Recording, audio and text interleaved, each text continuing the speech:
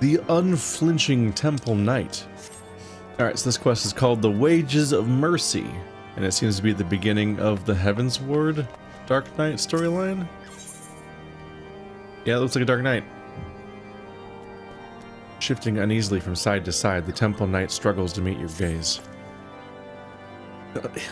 It would seem, sir, that my comrades have misjudged you.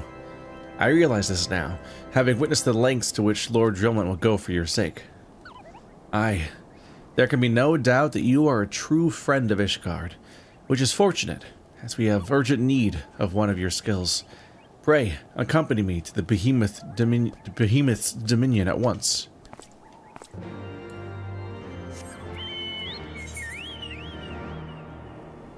The Behemoth's Dominion. Oops.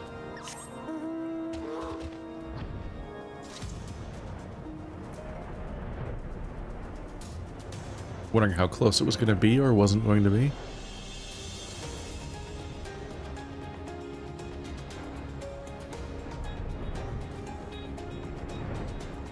It's funny, one of the biggest spikes of experience I can get is doing the PvP thing every day, but oh my god, I do not feel even slightly effective in those situations. I just die instantly the moment any fight starts. I'm also often the only tank in the entire match, which is wild. Holy shit. There's a demon among us, sir. A fiend which cannot be suffered to live. Lord Drillman may be willing to let a dangerous vigilante roam free, but we are not so foolish. Oh, it's me. I'm the beast. What sort of hero maims and murders knights sworn to the Holy See? None I know. A heretic you are, and a heretic you shall die. It's not gonna work out for you guys. Do not recommend. Oh, neither of those guys are gonna join the fight? Or, I'm sorry, you're not gonna join the fight, it's just these guys? Okay.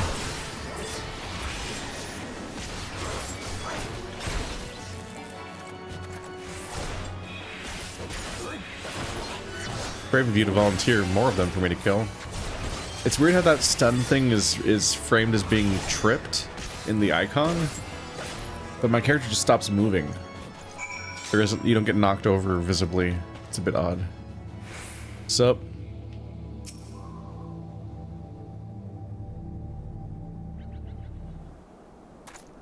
Vile fiend! Do not think you can conceal your true nature from them forever. We will expose you for the abomination that you are, I swear it.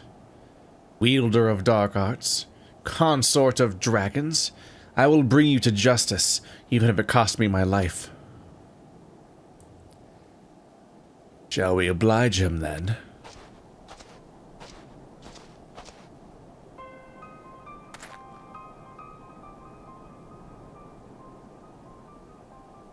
Well, are you going to kill him, or shall I? You're one of them too, aren't you? This is the part where you beg for your life. Leave these lands if you value your lives. We will not show you mercy again. He's so short. I pray you do not make a habit of following men plotting to kill you into secluded areas. Or did you learn naught from Frey? So you do know of him. I thought him fallen at the trial, but then I heard whispers of a man seen wielding his sword in battle. So, tell me, what became of him? How did you learn the arts? That's a complicated question to answer. By the gods. Though, now that I think on it, 'tis not the first time I have heard such a tale. We who consort with the darkness are never truly whole. There will ever be a part of us yearning to be free. We trained together, Frey and I. His was a strength beyond reckoning, but alas, it was not enough. It warms my heart to see you carry on his legacy, that you have learned as much as you have, with only his soul crystal to guide you, bespeaks your potential.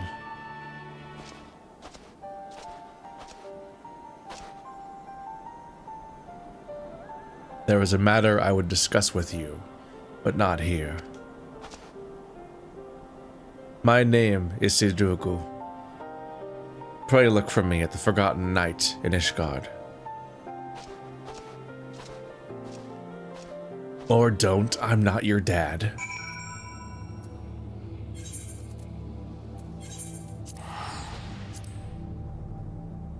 Time to leave. I was wondering why that question was starting all the way out there, because they so often start like in the middle of town.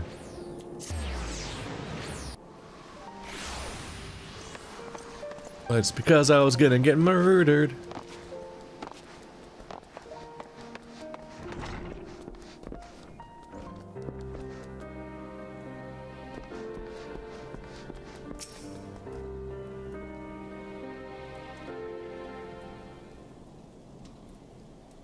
Given the circumstances under which you embarked upon this path, I fear you do not yet understand what it means to be a Dark Knight. The first of us bared steel against one in the clergy. This is true. He sacrificed everything he once held dear in the name of justice. So must all who would walk in his footsteps. Mayhap you think this will earn you the love of the common man. You are wrong. To many, you will forever be a criminal, a fiend who sows chaos and discord. These people will listen to the lies of our enemies. They will do their utmost to cast you out, or worse, as they did to Frey. If you are not prepared to deal with these consequences, then surrender your sword and soul crystal to me now. You claim conviction, but your actions speak otherwise.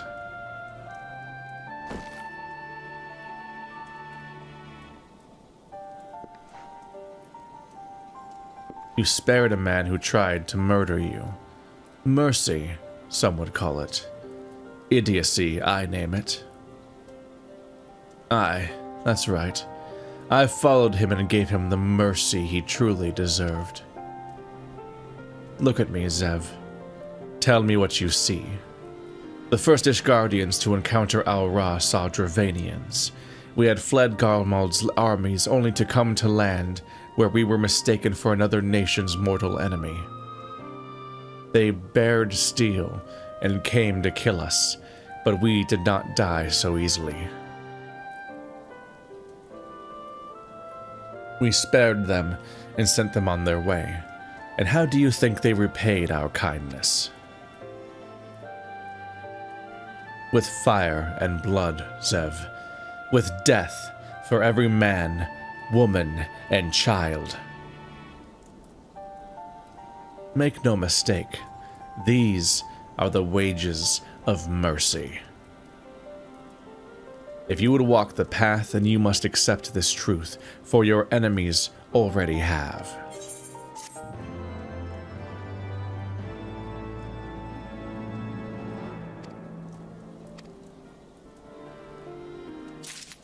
That's quite the end of the conversation. It's funny because that we didn't make any future plans, which you usually do. It's just like, I know you'll be back when you hit level 52, you bastard. I'll see you then. Well, nobody can accuse these guys of a lack of consistency. They sure do all like to show up in the same city. But this one might be alive for all we know,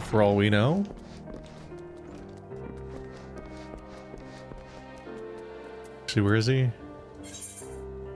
Oh wait, no, I haven't picked that. Right, that's a different objective. I haven't picked this one up yet. Sidurgu.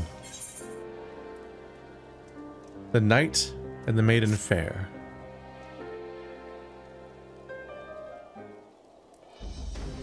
I see you yet walk the path, Zev, and it is well that you do. This is a matter I can discuss only with another Dark Knight. Swear to me that you will speak of it to no one else. Thank you. Then I shall begin at the beginning. Our master, in his final moments, spoke to Frey and me in riddles.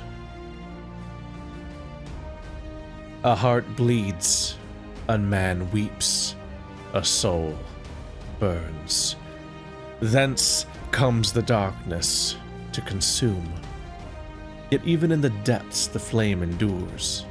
Submit to the flame and harness the abyss. Frey and I do not understand his words. We hoped this meaning would become clear to us in the course of our duties as Dark Knights.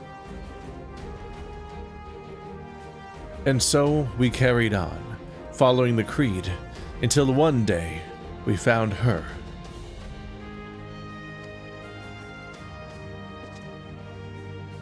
Go on, Rial. He can be trusted. Alright. Alon's blessings be upon you, sir. Right then. She was fleeing from a unit of temple knights at the time, who were clearly intent on doing her harm. Needless to say, Frey and I took issue with that and chose to intervene. We went to ground after that, but Frey was caught out in the streets while fetching supplies. I cannot protect her, Zev, not from the temple knights, not by myself. I'm not even sure why they seek her, only that should I fail, her life is forfeit. Have you considered leaving and not being in the town where Frey died for this purpose? Like, you just go somewhere else, please. Help me, Zev, and I shall share with you my arts. And when we have reached the limits of my knowledge, mayhap we can unravel the mystery of my master's final words together. I can offer you naught else. What say you? Then it is settled.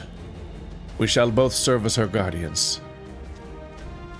Don't you have something to say to Zev, Riel?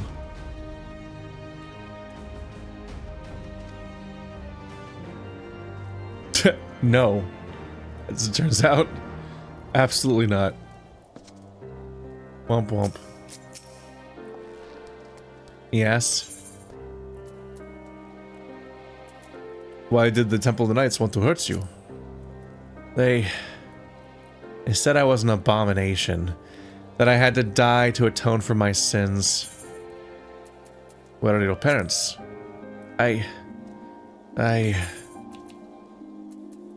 What do you think of Sidirogu?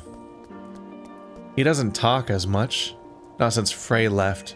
Sometimes he hardly speaks a word. Other times? But I know he would never hurt me. Excuse me, Zev, was it? You'll look after Sid too, won't you? Thank you. That puts my mind at ease. Right, that's enough of that. To more important matters. Like I said before, I'm not quite sure why the Temple Knights are after Riel. They seem to believe something is wrong with her, but for the life of me, I cannot imagine what it could be. However, there may be a way to find out. The other day, I overheard a curious tale from House Helenard Knight, recently returned from Camp Cloudtop. He spoke of Vanu healers who could see their patients' aether. So skilled were these healers, they could diagnose ailments with a glance. It may be not more than a fantastical tale told by a man in his cups, but even so, there's a chance we could learn what, if aught, ails Riel. I dare say we must take it. Let us go to Camp Cloudtop and begin our search for a healer there. That's a familiar location for me. What with all the dailies I did. I find it interesting that they've committed to having a bespoke story arc for each individual expansion, which makes sense for when they're having to add a story arc as each expansion comes out to old classes. But when there are classes that were not,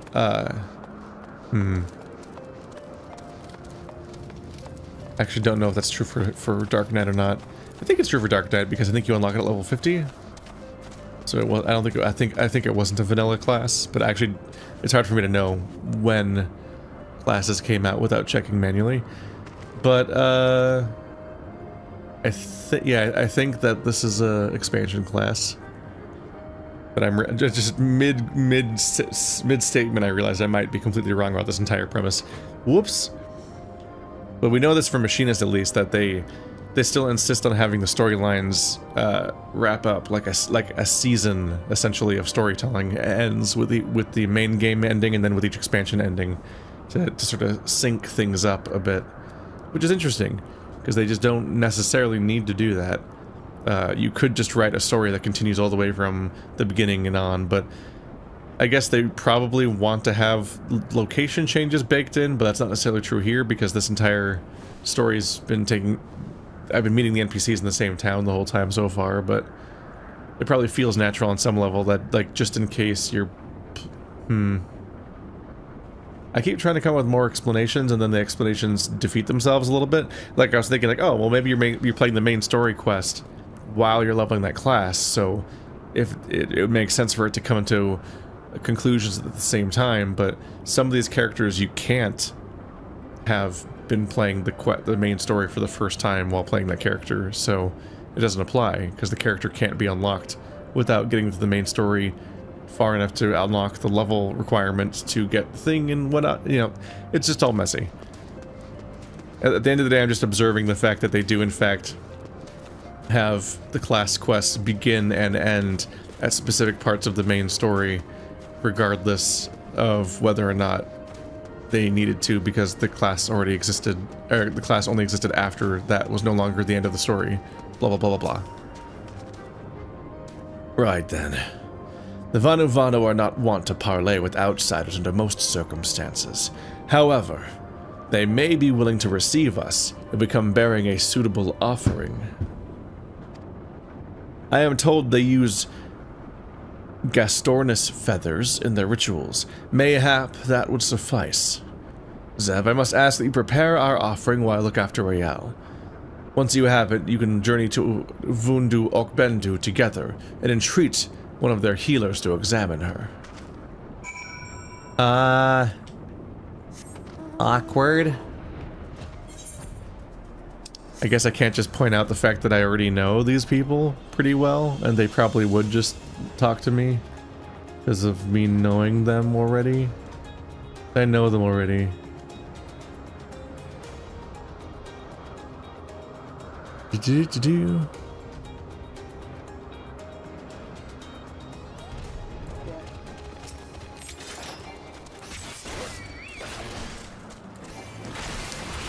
It's fine, I just revolutionized their entire lives, made a great time for them, and they wouldn't be the same without me, but sure. I'll pretend that I've never met these cool birds before. I haven't been doing dungeons lately.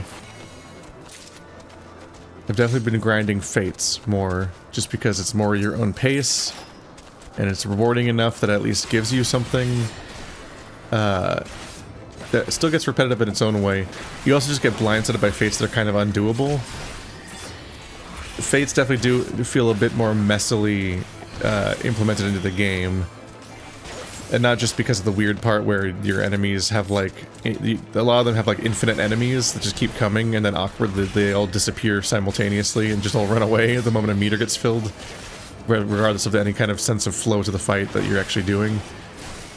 There's a few weird elements, but some of the fates are boss fights that you definitely cannot handle, regardless of what level it says the fight is.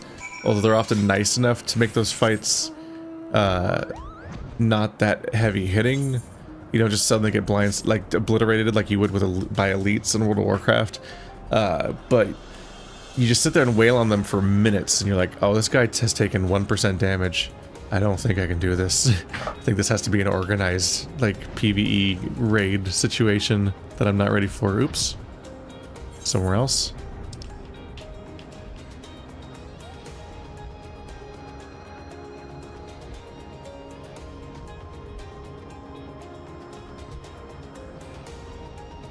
Oh, there it is. I was like, where's my objective? It's really hard to spot that little piece of orange. what is kind of fun is when you finish a fate and then you get blindsided by that fate becoming another fate.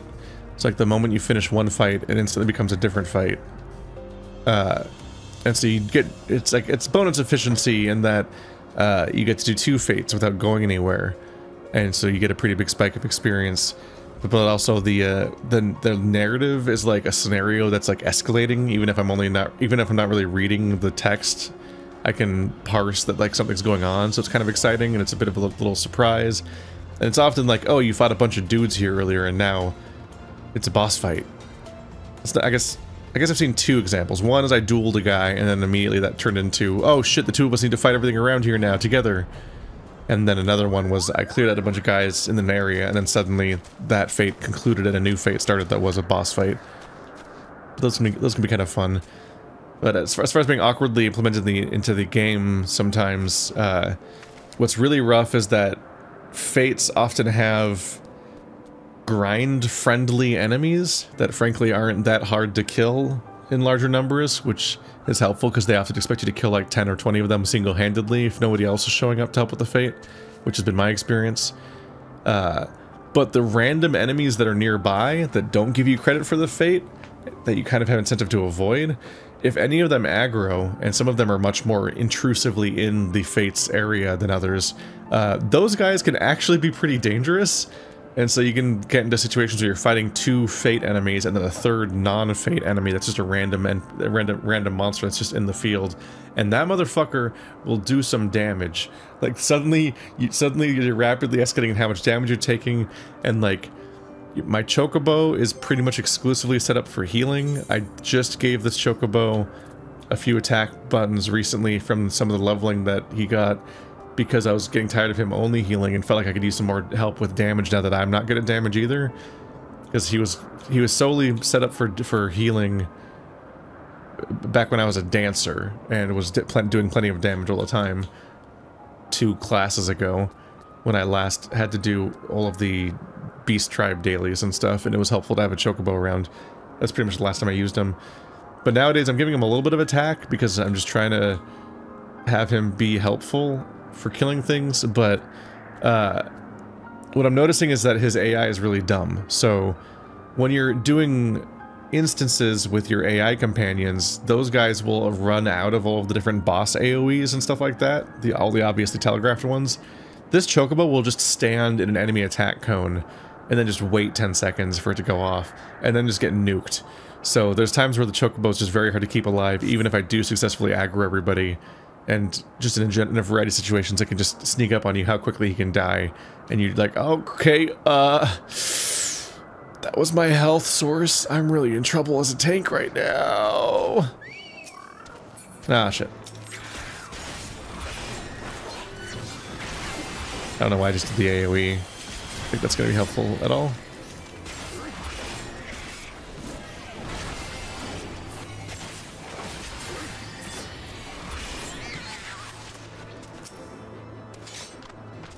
Hey, I did almost got Bosom Buddies 1. I was probably just killing stuff around my dude.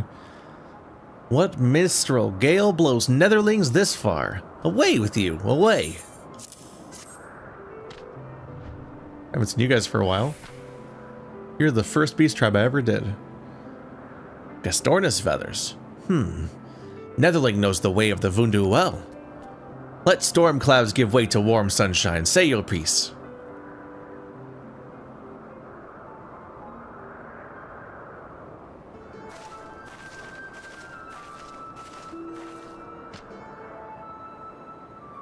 She will do as we ask, Zev. Bring forth the child, Netherlings. Let me look upon her face and know her heart.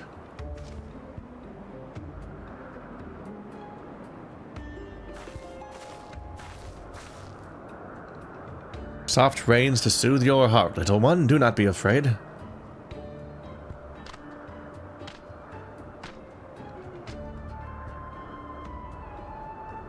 Drink of the winds. Let thy soul take flight.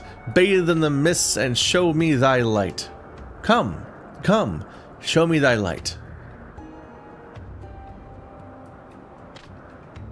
What tempestuous winds rage beneath tranquil clouds? What great spirit dwells within you? Speak plain, Vanu. This is no child. This is... Ah!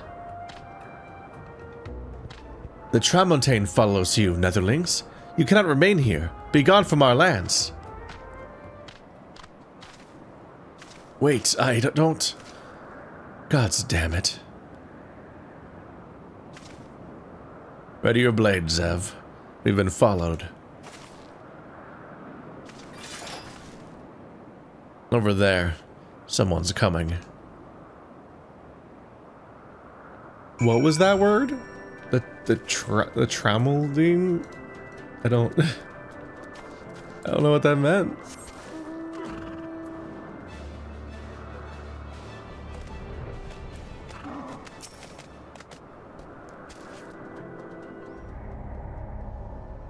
Oh, fate failed. There was a fate.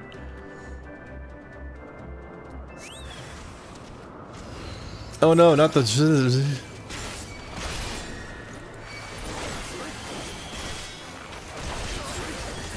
Oh, they're not very durable for being 2 levels higher than... No, or my level.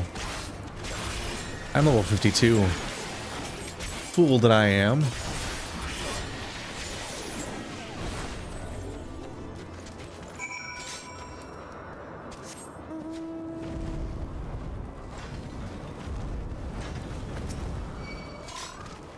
Oh my god.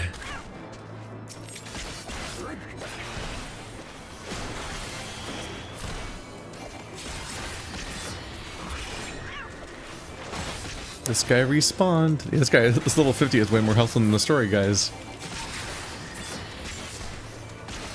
Level feels like more of a suggestion than anything. Difficulty of fights varies so wildly. That should be the last of them. I've seen these ones about before. They don't answer to the Lord Commander, or so I hear. Bastards thought to take us outside the city, away from prying eyes. Don't want to be seen murdering a girl in the streets of the Holy See, do they? Even their staunchest supporters can't abide that. Seems our new friend has already abandoned us. Not forward, then. Back to Ishgard we go. Come along, Rial.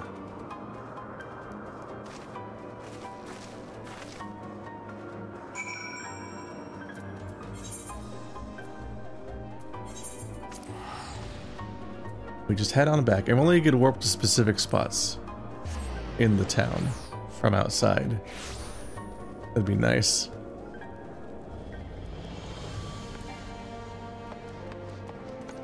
All right. Not ready to go yet, because I gotta go here.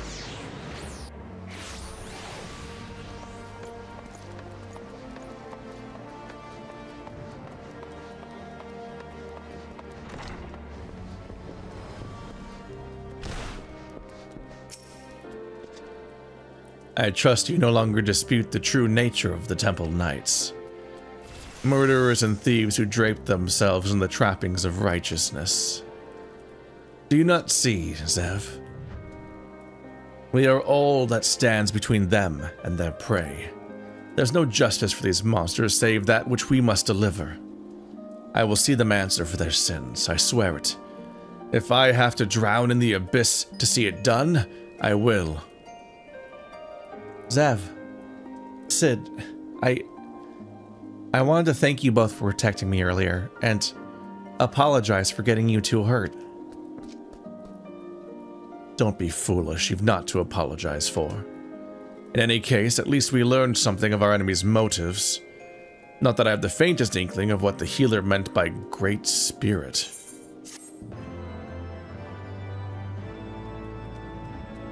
What did I learn?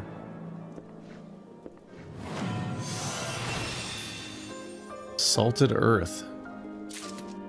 That's how you make crops not grow. I'm guessing level 54? Yep. That's how it usually goes. Creates a patch of salted earth at your feet, dealing unaspected damage with the potency of 50 to any enemies who enter. Interesting.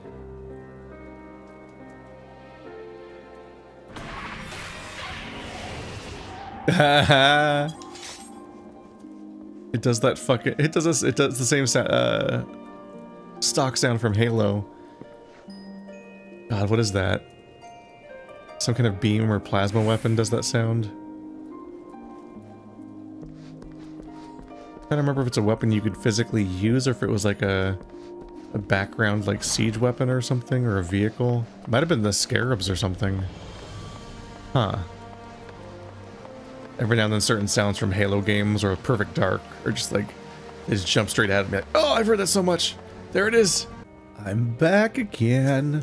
So dedicated with good work ethic. I'm so good at my job, at being on task with these guys and coming back every day.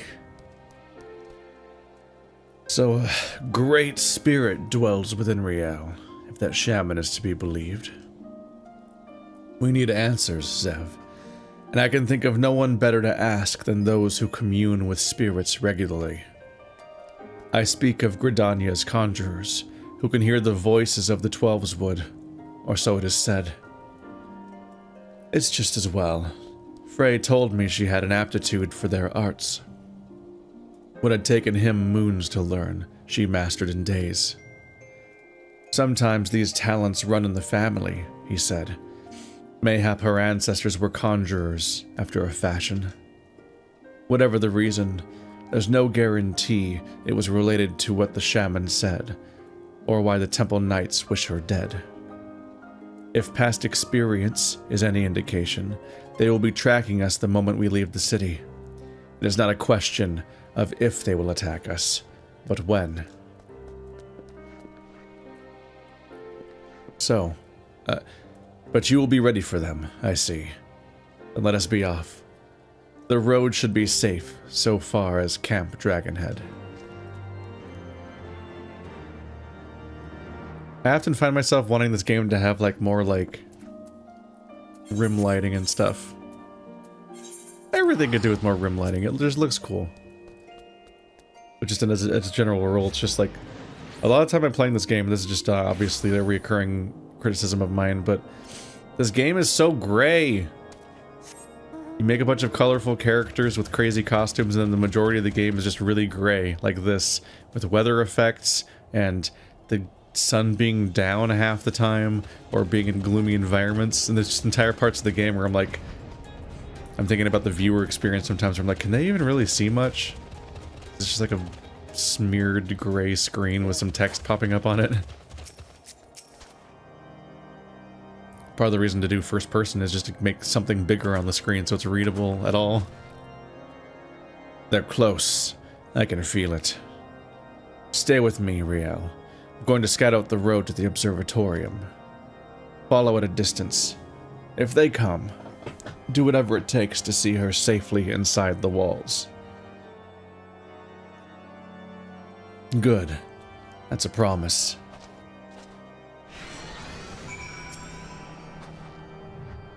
Please be safe, Sid. I'm ready, Zev. Whenever you are.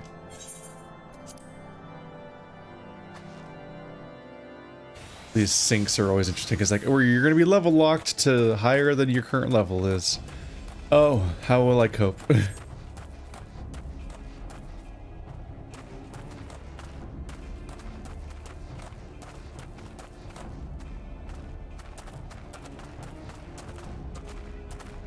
Kind of still waiting for the story to pick up more. They had to do an entire mission that just established that we were under attack for being ourselves, and then a separate mission to establish that Riel is under attack. So we're still kind of waiting for the story to start as a result. Wow, you guys aren't very hardy, are you? Whoa. You are made of paper mache. It's actually really funny how easy the story content is compared to the rest of the game. I'm so used to it. I'm so used to very slowly beating my way through people's giant health bars in this game as a tank in particular, which just isn't very strong in that context.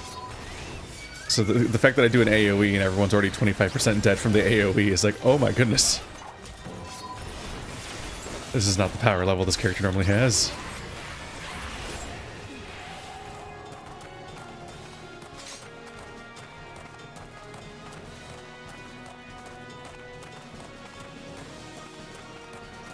Surrender, girl. There's no escape.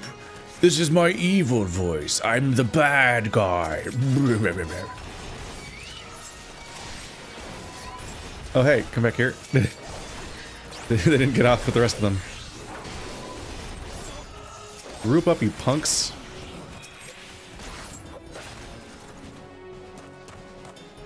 Keep running very slowly, I believe in you.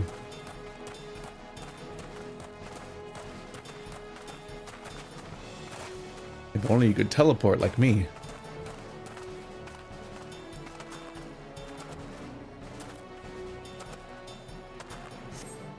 Hi.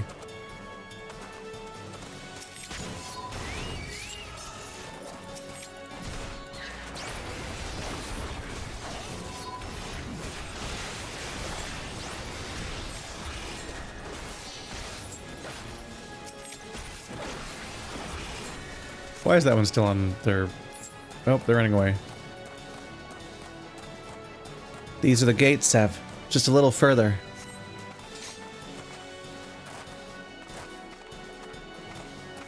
Yeah, people should be able to generally see at the very least, just because this game's not that dark. It's never very dark. Even when it's unsaturated and low contrast, it's bright. But I do think about all the... Because I was thinking about all the people that were like, yeah, I can't watch Fallout. When I upload Fallout videos, people literally just can't see what's happening on the screen, which is impressive. Because it's not anywhere near black on a reasonable screen. Like, not even close.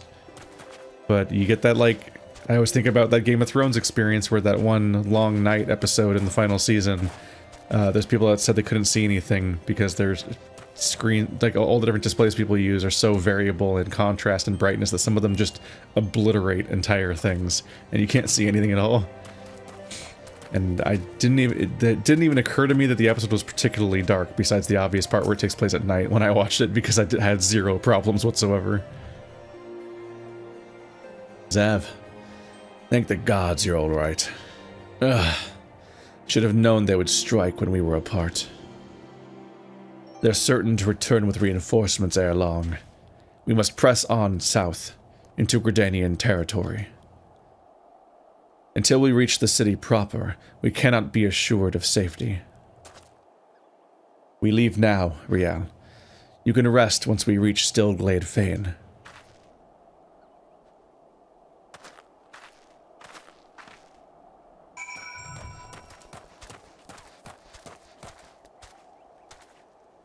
And that's where we're meeting up.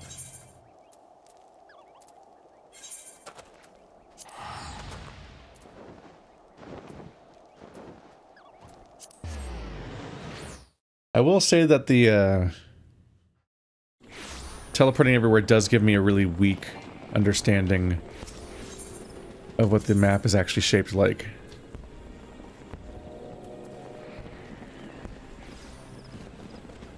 Sorry, where am I going?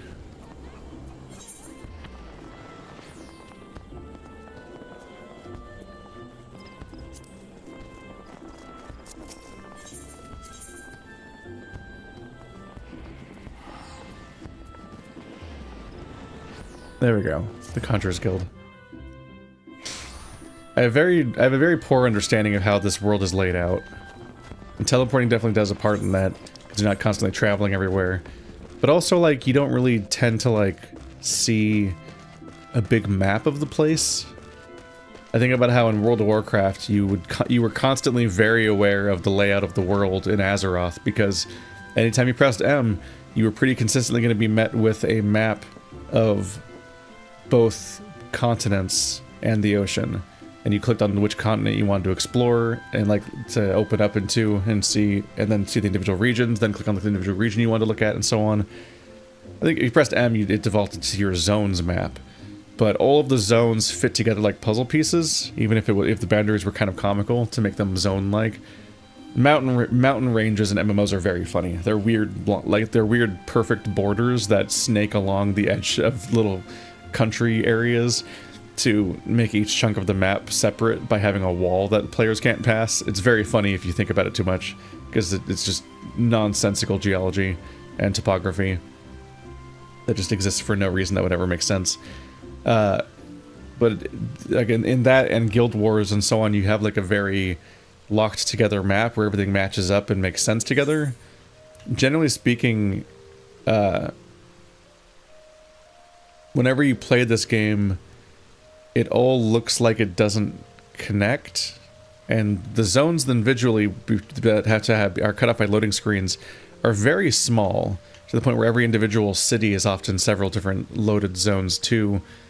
But then, like whenever you look at I think these do actually connect. You can like faintly tell that this connects to that directly, but there's very little reason to actually walk those paths to learn them because of how much teleporting they have. But also, like, when you look at a map of these areas, you can only see usually the map you're in, especially when you look at like the Aetheryte maps and whatnot. You can usually only see the particular map that you're in, and then there's like spaghetti snake paths, like chutes and ladders looking connections between all of the zone borders and other zones. So they don't look like they touch each other. They always look like, there's, you know, there's a bunch of vague land masses that are like they touch each other and that they're the same continent, but I mean, like, the game zones don't look like they border each other. The map gives you these spaghetti arrows that make it look like the maps are separated by some vague distance. And so it's just kind of a bunch of random zones. So between the loading screens and the loading gates and the teleporting and everything, the Final Fantasy world doesn't feel like it fits together very much in 14. Although really, A Realm Reborn is especially bad about this, and its capital cities are permanently made back then, and it seems like they're probably not revising it because of the old consoles. And I think as they make new expansions, they stop supporting old consoles, because this was originally a PS3 game and now it's a PS5 game, which is a comical amount of like duration. Although the PS4 didn't last as long as the 3 did, I don't think. The Xbox 360 PS3 generation was like endless. That was it was nuts how long those things held on.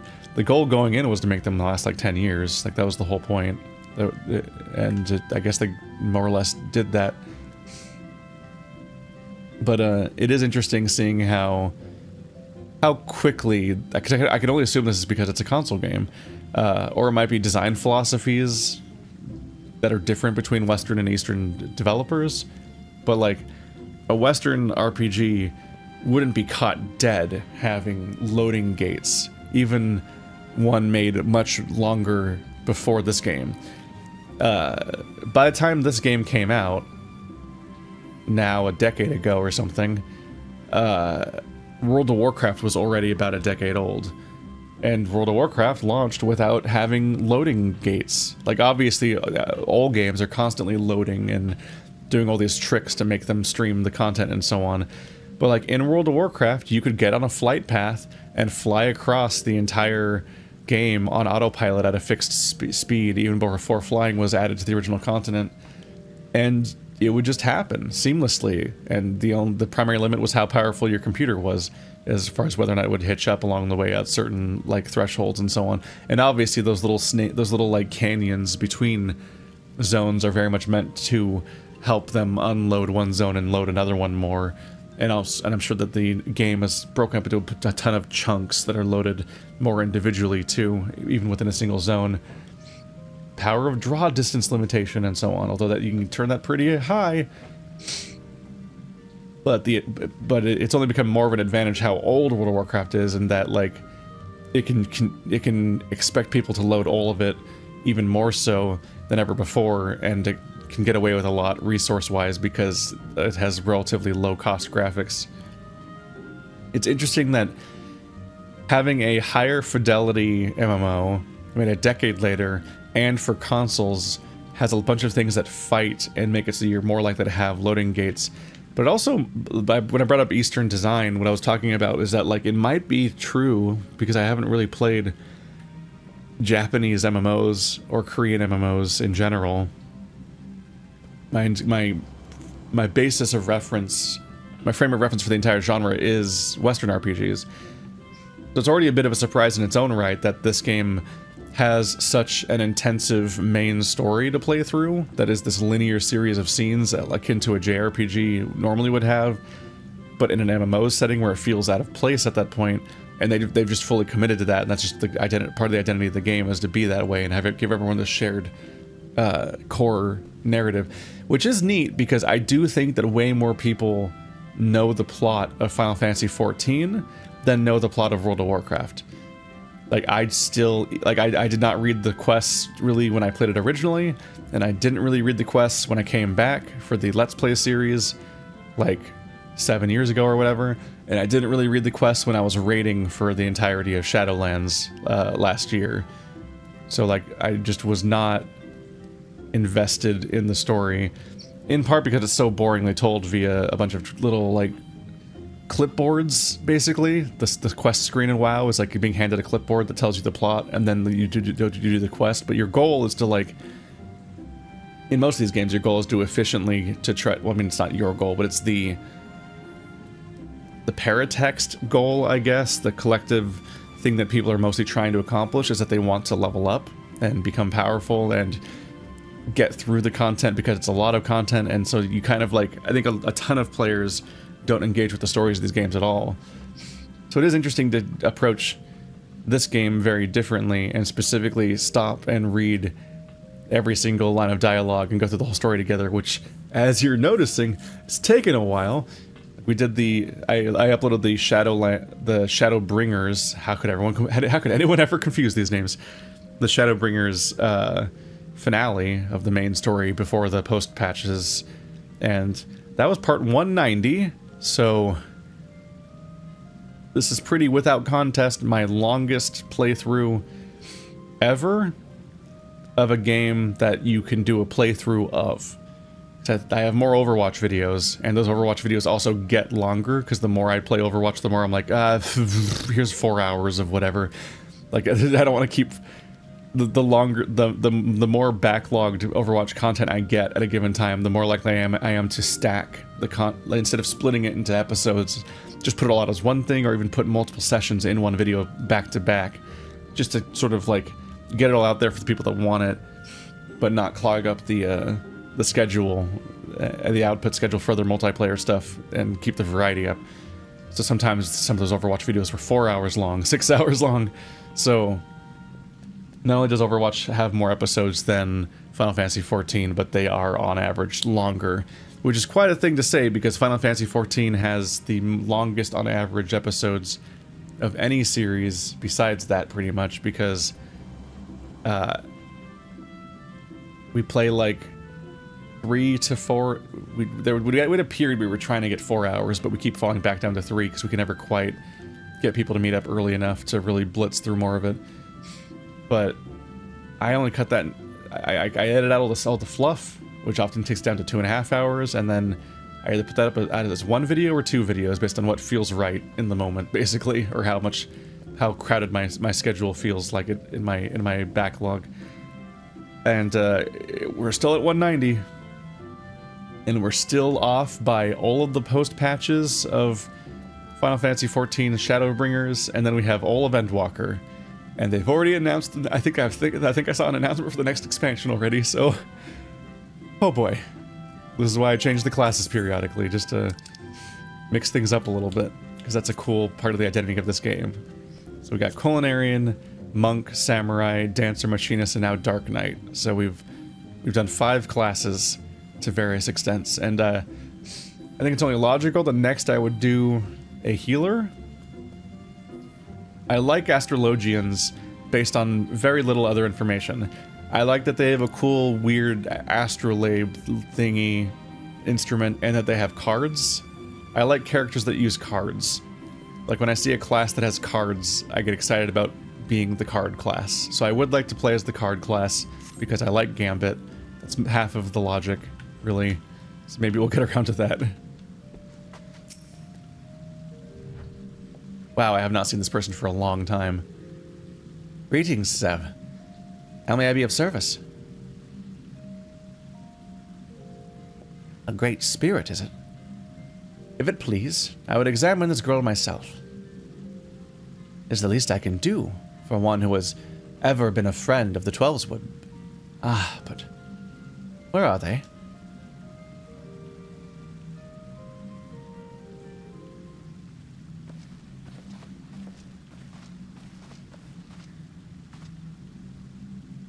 Apologies for our late arrival. Riel grew tired and I had to carry her part of the way. And then this guy started podcasting for 10 minutes again. He keeps doing that. Could have kept walking. Our burdens not need to be your own, child. Our burdens need not be our own, child. There is no shame in sharing the weight. Who's the boy? Aha. I am Brother Isumayan, master of this guild. And though you will labor to believe it, young man, I am several times your age. You must be Riel. Zev has told me all about you. Pray, come closer and take your ease. I ask that you close your eyes and listen to my words.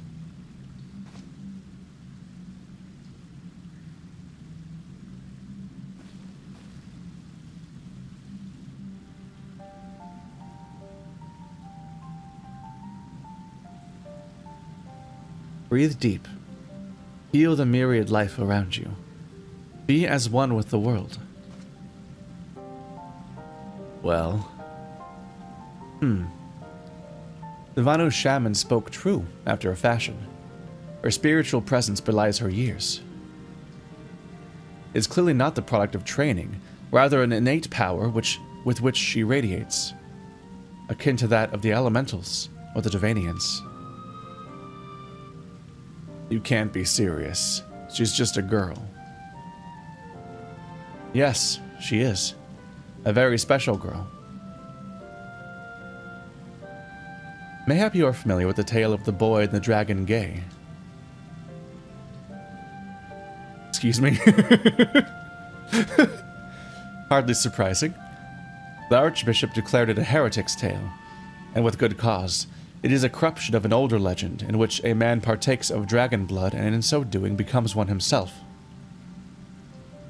Rumor has it that heretics hold such rituals for this very purpose, and if there is truth in such tales.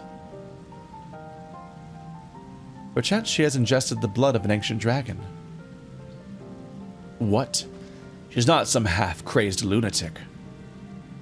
I make no accusations, only offer a possible explanation. Moreover, who is to say that she did so knowingly? You. Excuse me, pray forgive me. I did not mean to cause you distress. You have nothing to fear, my child, for you are in perfect health and blessed with 2 loyal guardians. Would that others could say the same. I think Riel would benefit from a brief respite before returning to Ishgard, unused to the rickers of the road as she is. Why not show her to the Garlean canopy? An eagle pie could do wonders for the soul. We thank you for your time.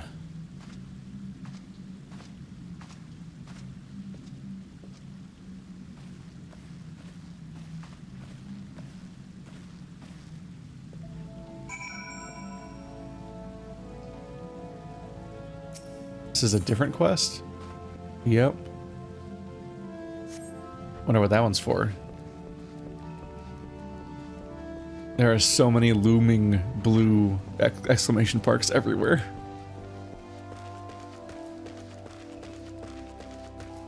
The incentive is definitely just to sit there and mash all of them. Just grab every single one and go through them, but, you know, you've got time to prioritize when you're doing a Let's Play.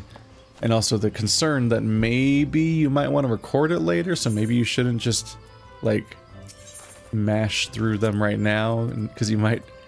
What if it's the storyline of a specific class later, or something? Interestingly, there are sometimes quests that require you... that are required to unlock a beast tribe or a class or something, and they're just not marked that way, though. I think it's because they took a quest line that was originally made for funsies, and then retroactively made it mandatory to unlock a different quest line that then gives you some kind of unlock. and they never went back to change the original one to have a blue mark, but they probably should. If I remember correctly, that's the quest line for unlocking the Mughals, is you have to do some of those bronze-looking quests to eventually get there.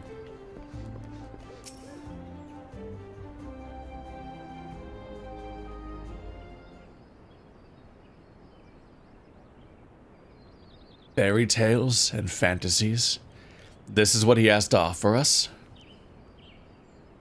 Heretics, I understand, but I expected better from the bloody head of the Conjurers Guild. And you, why didn't you speak up for yourself? Riel. There were no windows, just walls of stone with little cracks to tempt your fingers, and iron bars colder than ice. I couldn't tell when it was raining, whether it was day or night. She didn't say I drank blood. All she said was, "It's better this way." At least, if they catch me, they'll kill me this time.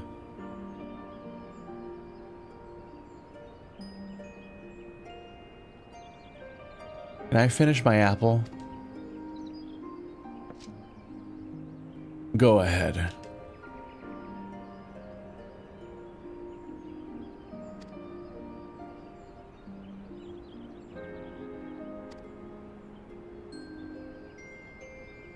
It's not a sin if someone made you do it.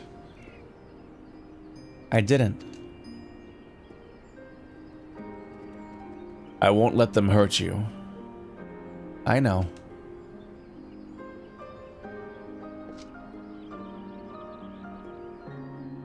You want another one? No, thank you. Right then. I just noticed that he has X straps over his nipples. What a design. Keep an eye on her until she's finished eating, would you? I could do with some fresh air.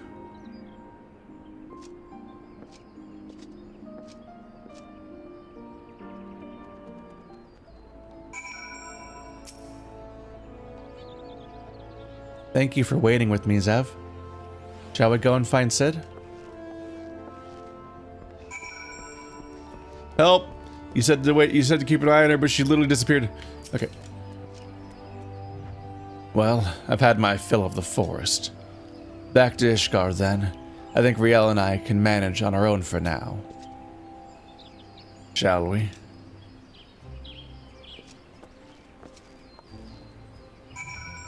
It's one of those funny moments of just like, we just, you know, just go ahead and just teleport back. We're not going to do another quest fight here.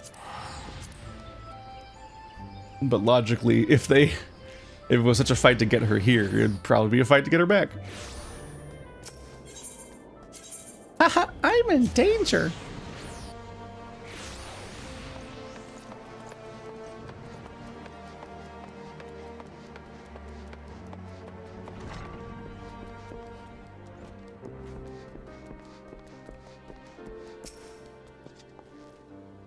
That was a blessedly uneventful journey. Mayhap the Temple Knights were still nursing the injuries you gave them. Riel was worried they might try to ambush you on the road, but I assured her you would be fine. I must apologize, Zev. For all you've done for us, I fear I have yet to adequately recompense you. I will continue to share with you what skills I can. Alas, I fear we near the limits of my knowledge.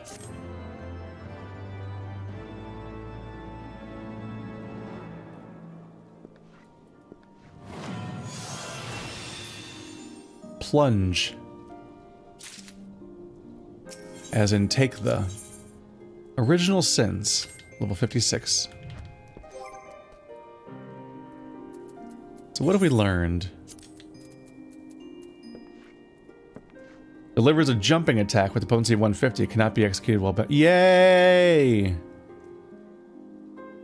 My fight starter is here. Oh golly me.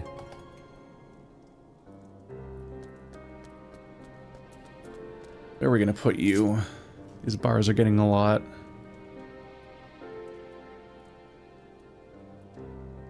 feels right to double tap right trigger and hit Y to jump forward at somebody.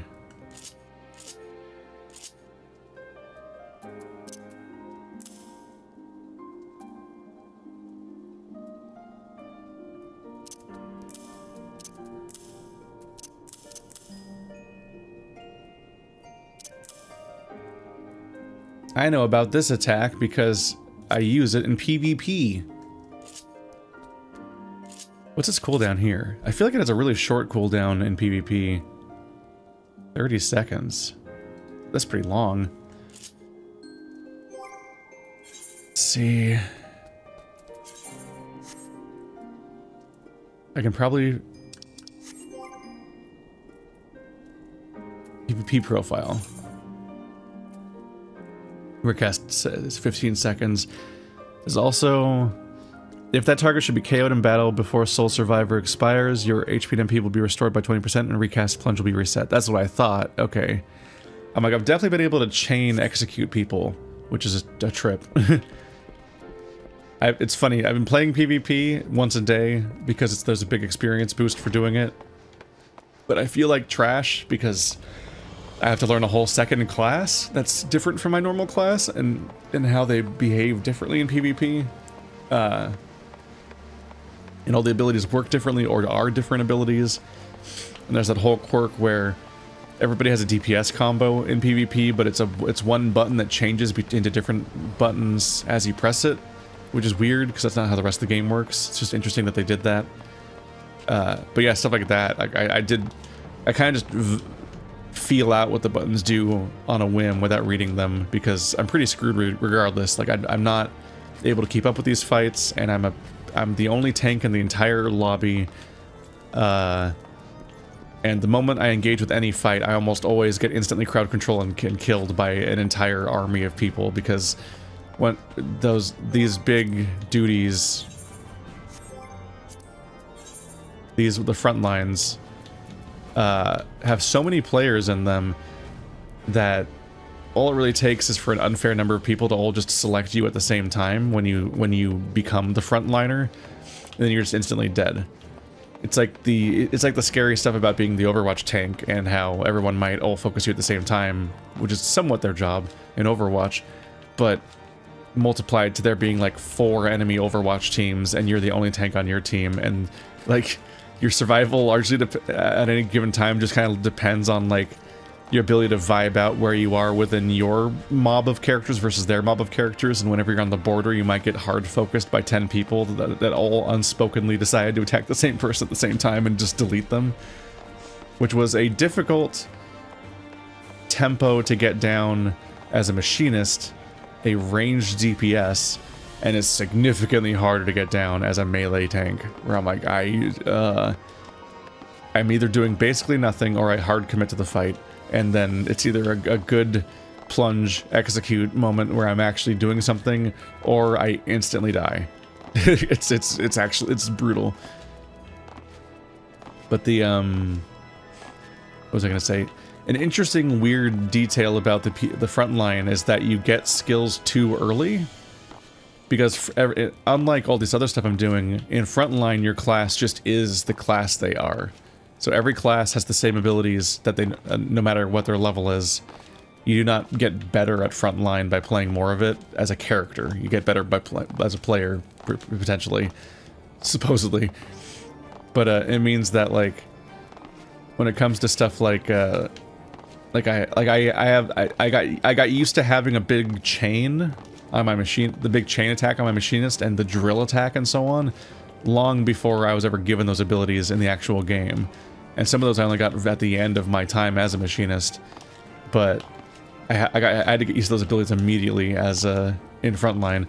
So similarly, I have this ability in frontline, which I only got last quest, and I definitely have had plunge this whole time. So it's like kind of weirdly frontline is a mix of like, that's not how this class works, and also being like a glimpse of the future, akin to like the intro mission of a Metroid game, where she's got all of her power and then they all get stripped away. Like, every time I play Frontline, my character suddenly has a bunch of tricks that he does not normally have, and then I lose them all every time I leave.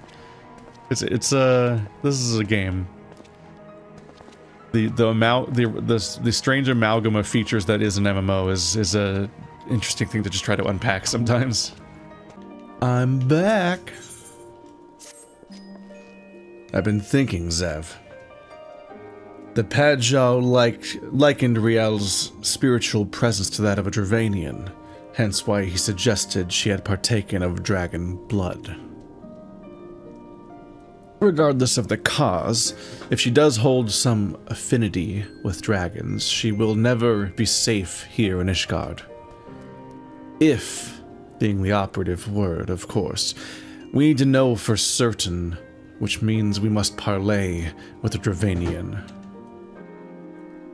It will not be easy, I realize. The Dravanians are not wont to entertain outsiders, especially ones hailing from Ishgard. You have spoken with their leaders? Beg pardon, I did not think you would so readily admit it. Well, well. Pray, lead the way, Zev. I'm really popular.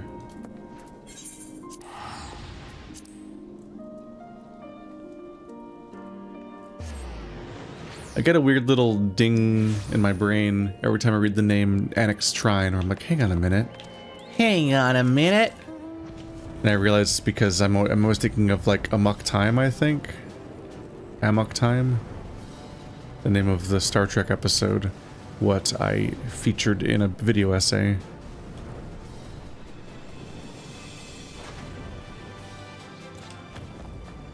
The fact that they added that hole to go there is interesting.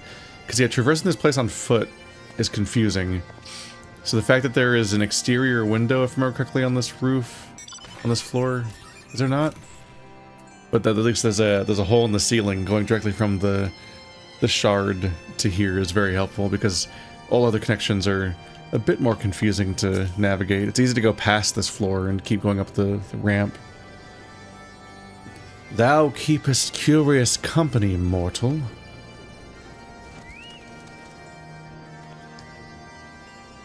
I see. Though I trust in thy words, thy companions are unknown to me. A token, then, for them to declare their intent.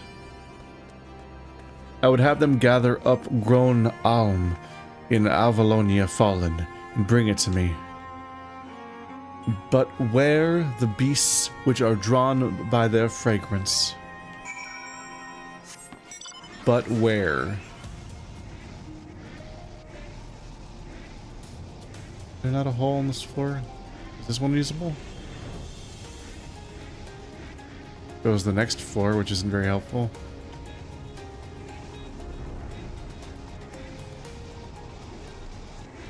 I was supposed to talk to Sirdugu.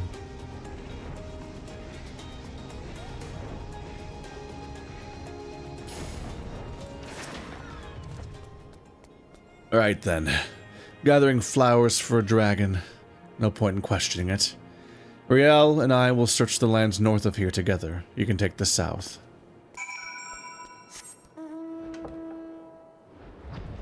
First person flying. It vaguely felt like a cool maneuver in first person. I'm in a chair. I don't know if that increases or decreases the cool factor of the moment.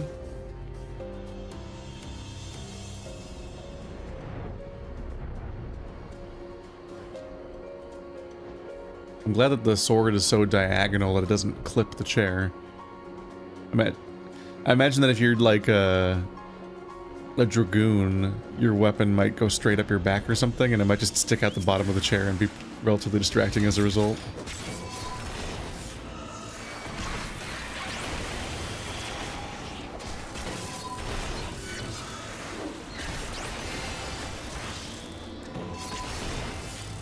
This is what I do most of the day. I just explode over and over again. I've been trying to do a daily dungeon despite my nervousness, and no one's been mad at me yet. So at least there's that. I do feel clumsy. There's moments where I feel like I'm not necessarily doing the right thing, but I'm not sure. Mostly no one says anything ever. One person did say that during big pulls I should use arm's length because it apparently reduces enemy speed, which I did not realize. I think one of the things that fucks with me in this game is that the tooltips are weird in this game. As a general rule, when I play an MMORPG, I get used to the idea that this game just has like MMOs in general have very huge tooltips, but then they have like a highlight spot that's like the most important part of the tooltip, and if you can usually just read that part and move on. But you kind of need to read everything on this one. Like, you don't have to read the part where it says what classes have it, or what level it is. That's kind of whatever. But, like, you need to know it's an instant cast, and you know that it has you probably want to know that it has a very long recast time. But, like, at first glance, I'm like, okay, the description says creates a barrier nullifying most knockback and draw-on effects. I always think, okay, I got the gist of it. And so for a lot of skills, I'm noticing that I misunderstand what the abilities do because I just read the one description and move on. And in this one's case, it says that it creates a barrier nullifying crowd control, basically. Like, that's the thing, is to, as a tank, don't get pushed around. Or it looks like, I think every melee character might have it. Oh, Dancer has it. Does every character in the game, I think the non-magic people have it. I think it's physical and range DPS and tanks. I think that's the list of classes I'm reading. There's a lot of classes in this game, dear lord.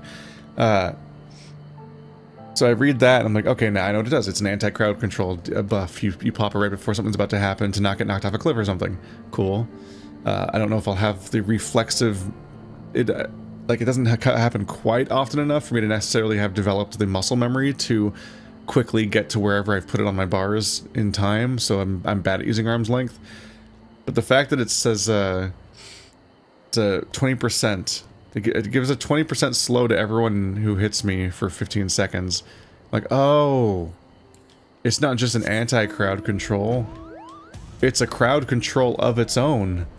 But you have to, like, keep reading to a completely separate bonus description to get to that part. So when you're trying to glance through all your abilities, and you're trying to quickly understand your character, I kind of inherently look at the part that just says what the ability does and think like, well, that's the description of what the ability does, that must be it, right?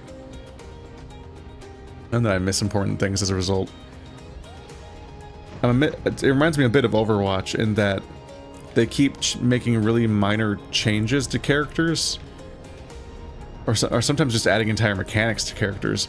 Like, relatively recently, they changed Symmetra so that her turrets, on top of being a auto-aim beam laser thing that shoots at people, which then applies a slow, they also now do less damage, but they mark people so that people can see them through walls, which is a pretty significant change. Whether it's super useful or not, it's at least a thing that changes their function in a way that you do want to know that it does that. And I think a decent number of people don't even fully understand that Symmetra's turrets slow people, let alone this new detail. I don't remember if the description says that it slows people, but I'd be curious if the description was updated to say that it now does that recon effect on people, because that, if it's not told to you in the description, how do you learn half these mechanics? That's just a wider Overwatch thing too. A lot of games just get so many layered on mechanics, and specifically go through being updated so much in the long term that it gets increasingly hard to just keep track of what's going on. Like, that weird description kind of makes me wonder if they added the slow to arm's reach much later and just kind of bolted it onto the description. But it's also a different effect. Like, the anti-crowd control lasts 6 seconds, but the crowd control that applies lasts 15 seconds, so it requires a whole separate, like, almost duplicate-looking description of duration of effect, which makes the tooltip look increasingly convoluted, and you have to, like, sit there and parse through them. I'm like, oh, that's what they mean. That guy looks like he's a Death Knight too with that giant weapon. Such fragile, fleeting creations. Bring them close, mortal. that I might breathe deep of their essence. That which passeth into death liveth on in memory. One prepareth now for the journey. Bid farewell to her and mourn, and find the answer thou seekest. Did we even explain the situation to her?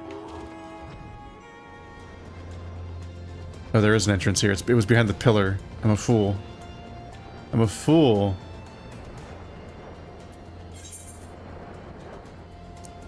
Ah. It's because we're not done. Never mind. We're still dealing with this dying dragon. What is it inside this place?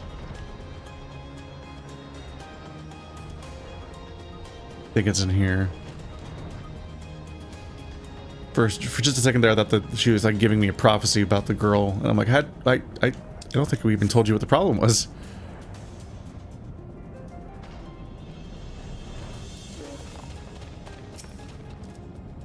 Let me linger a while longer, hunter. Soon my soul shall take wing.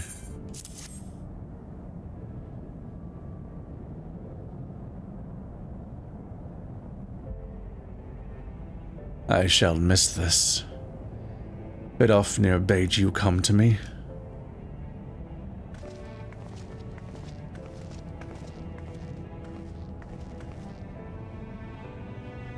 His scent entwined. Ah, I see now.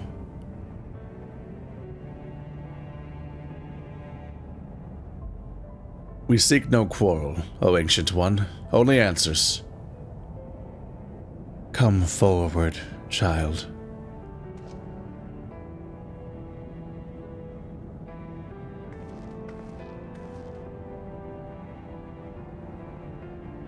There you are, my beloved. How long hath it been since we soared through the mists? What did you say? Silence, Dark One. He liveth on in you, child. The blood of my beloved floweth strong in thy veins. Yet, mingled as it is, 'twas not thee who partook of his essence. Were it not so, thou wouldst have been overcome. Thy progenitors drank deep to spur their own becoming. Then it's true, and the Temple Knights knew. That they will never stop, they cannot, even if we flee Ishgard. If we could but harness the abyss. Thou speakest strange, Dark One. What dost thou seek? Oh, shrouded in thy rancor, thou standest apart from thy charge. The folly of youth, even the tiny beings who frolic in the mists of Som-Al know a better way. What? Who? No more, Dark One. No more. Farewell, child. Fly free. For us. Goodbye. And thank you.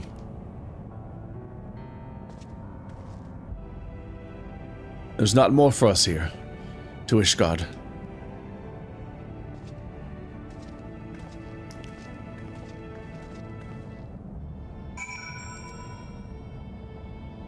Bye.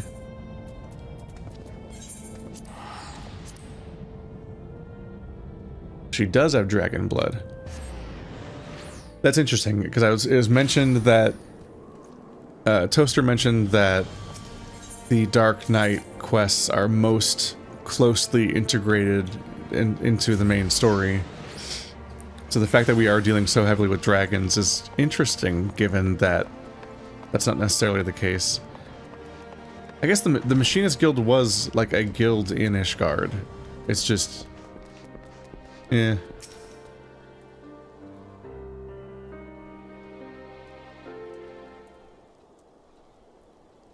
This changes nothing. I swore an oath to protect her, and I mean to uphold it, no matter the cost. So these are the knights who would defy the will of Halon. She's found us. My lady surely knows she will find few friends here. Blessed are we who abide in her grace, for we shall never be forsaken.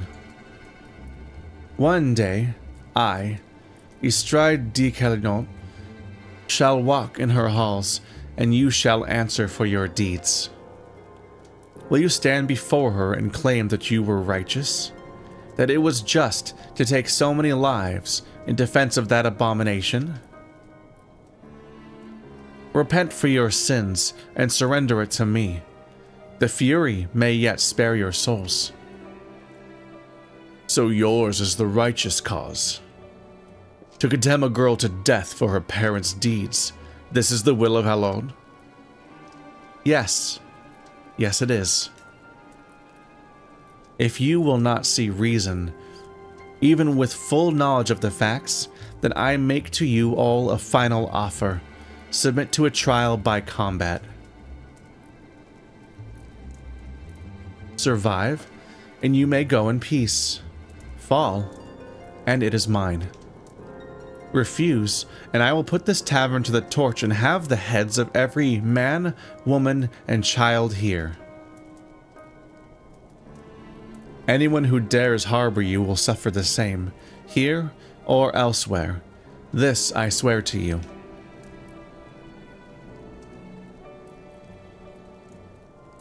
Would that we could settle this here and now, but I'd wager your men at the doors would take offense. As you wish, my lady. You shall have your trial.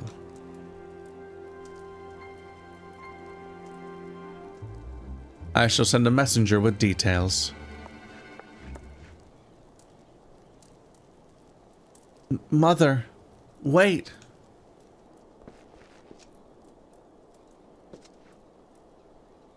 I should have had them cut out your tongue. Riel, what in the seven hells is going on? She told me them to take me. She said I wasn't hers. That I was... Why didn't you tell me this was your mother's doing? I bled for you. Frey died for you. We had a right to know. I didn't mean for... God damn it all. Leave us, Zev. I need time to think. Gain 2 levels in an imaginary experience meter and come back.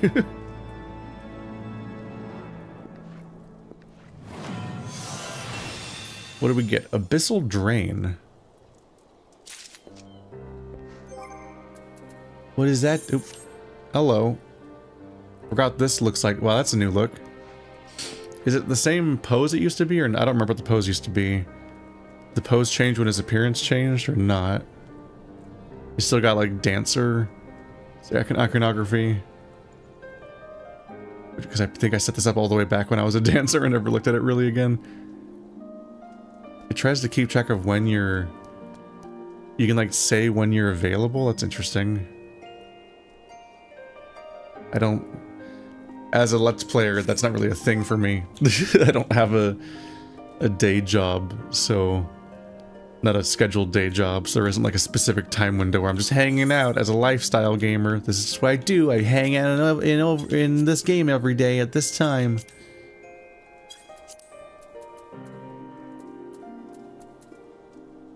Abyssal Drain. Deals unaspected damage with the potency of 240 to the target and all enemies nearby it. Additional effect, restores own HP. Cure potency, 200. Additional effect, restores MP. Shares a recast timer with Carve and Spit. Probably Split. Nope, Carve and Spit.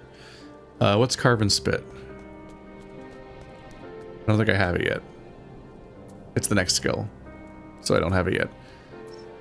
No skill until 60, it looks like. Or it's just not listed here.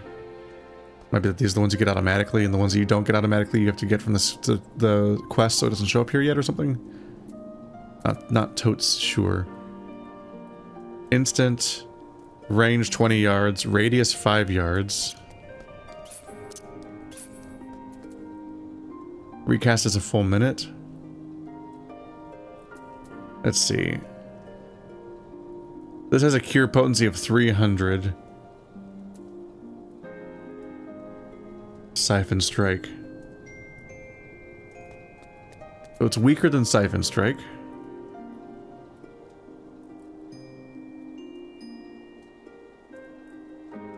Range of 20 yards means that it's an AoE on my enemy. Which is a bit interesting.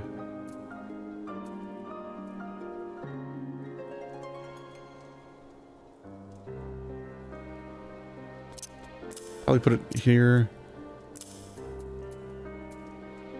I'm not super certain of the purpose of Unmend.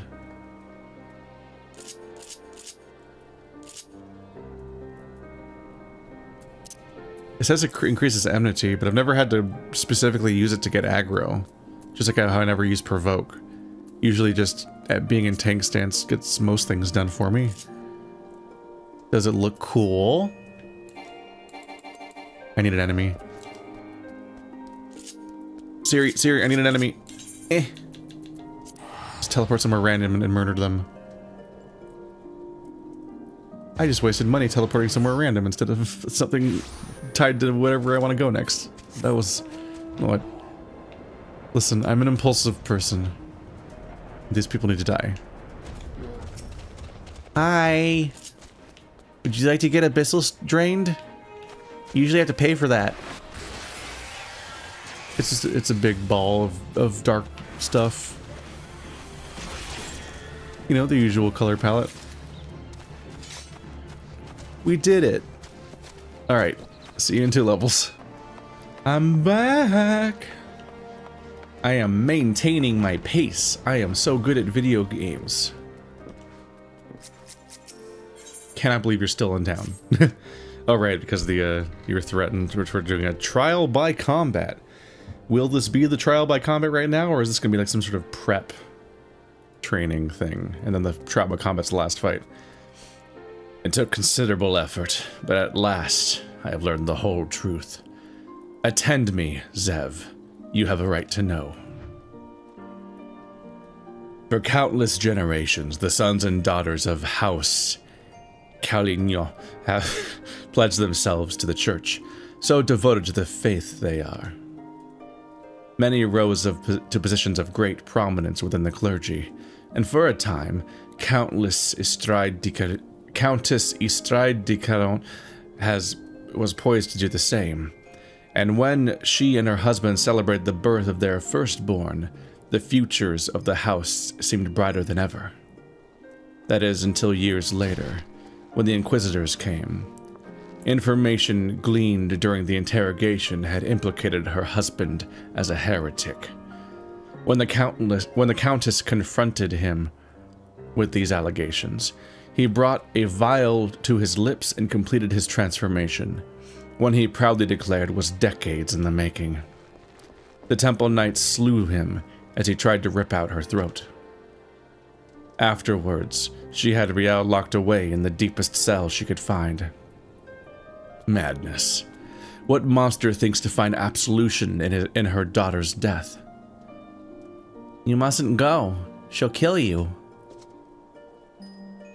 She'll kill us anyway if we don't. I don't know what I'm doing, Rial. I do know, actually. I know what I'm doing, Rial. I have a plan. Zev, recall you the dragon's words when we told her of our dark arts?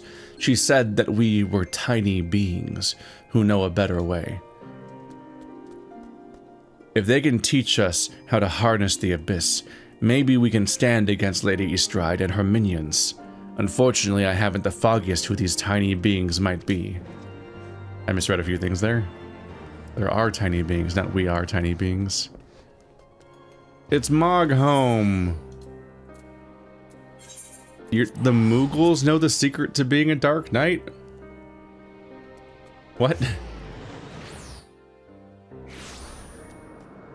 I'm admittedly less into this quest chain than the first one.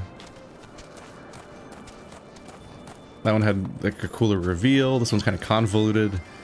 I do think there's interpretation to be done, and that I don't think... I imagine since the Countess isn't great, that her story isn't true. So maybe her husband did transform, or was accused of being a heretic or something. But I don't think that he tried to tear out her throat if they were married. It's probably... She seems like the type that would have chosen to kill him. And so making it self-defense just makes them sound better. And if you're the only survivor, you can just make up what happened. Well, if it isn't one of the new visitors from below, are you searching for something? If so, just ask.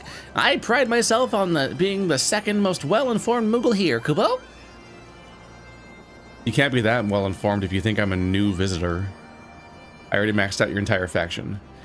You fool. You absolute chodester. My, that's a rather grim way of living, isn't it?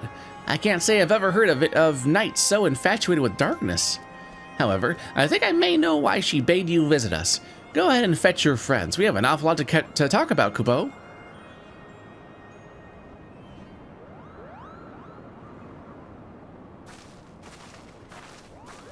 I almost skipped this cutscene just now. This game fading to black is getting dangerous because I have to skip so many cutscenes to keep up with my PvP, the PvE friends and all the things I'm matching into to grind. Welcome to Moghome, Kupo. And the little one must be Rial, which makes the big one Sid, right? Yes. I presume you are one of the tiny beings of whom the dragon spoke.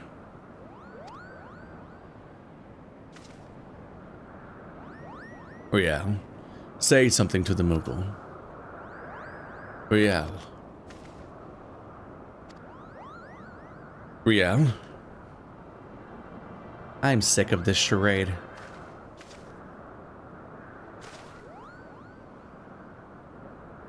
You tell me to talk, but then you refuse to listen.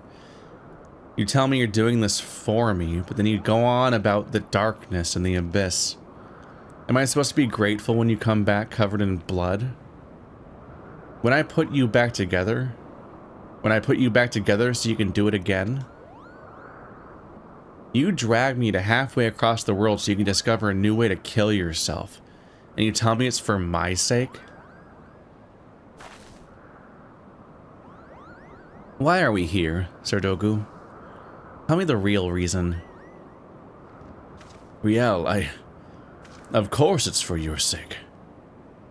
Well, you've certainly had a lot of practice saying it, haven't you? I'm sure the next fair maiden will appreciate it. What are you saying? It's not like that, Riel.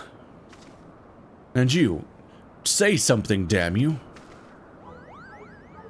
Ah, I think I'm beginning to understand this whole darkness concept, Kupo. Harnessing the power of your emotions or some such, yes? I'm reminded of an ancient legend about a Moogle named Mog. Rather simple name, I know, but those were simpler times, Kupo. Anyway, Mog had a penchant for dancing and...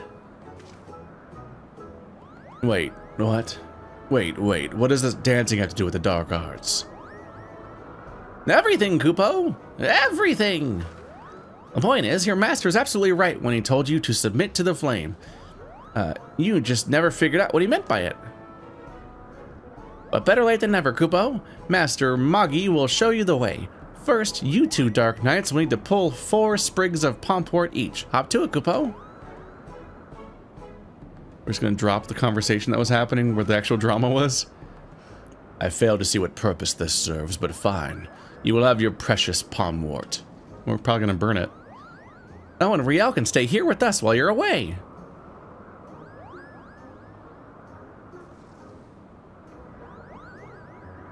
Let's go, Zev. This feels like you see parents that are not behaving well in front of their young one, and so you like send them. It feels like we're being sent on a pointless errand, which is true to Moogles anyway, and that this might not even be tied to the goal we're here to do, and it's just to get us away from Riel, so they can talk to her more directly.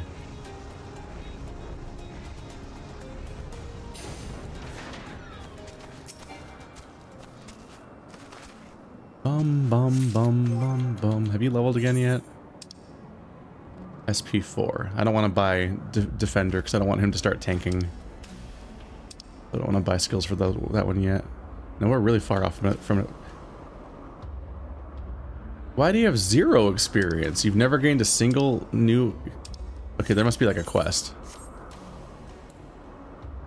I should Google Chocobo level 10 or something and see if there's like a thing that limits you from continuing. Because for some... It seems extremely unlikely that they would hit level 10 and be stuck at exactly 0 experience when I happen to leave. Pretty sure I've fought stuff since I last bought skills. I'm missing out on experience. I'm trying to level their non-healing skills so they actually like help me kill stuff a little bit because I do so little damage. I want to make that solo grind less tedious. But I am warming up more and more towards just doing, just going into queue and playing with random people and just saying fuck it. Like the way Toaster put it was like if you fuck up at a dungeon and then people hate you over it and they leave, who cares? And I'm like, yeah, you're not wrong. It doesn't actually impact you and you'll never talk to those people again, so I guess it's not that big of a deal if you screw up. And you're the one doing all the real work, you and the healer. I always give my commendation to the healer if they don't leave in time fast enough for me to not get it in time. I'm reminded of like how in the later days of playing Overwatch, Bird's entire approach was just to yell "fuck you" at every single person who ever complained about anything. Just cathartically just being a dick and just saying screw it. It's like, who cares? You're never seeing these people again. Embrace it. It's cathartic. There you are, darkest dark of the dark. Have you brought my pompwort? Very nice, Kupo. That must have kept you busy for a while.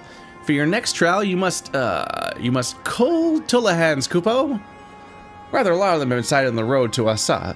If you wait there long enough, they'll be sure to show up, Kupo. Are we gonna realize what's happening? Riel? Oh, you needn't worry about her. She's off playing with some friends of mine, Kupo.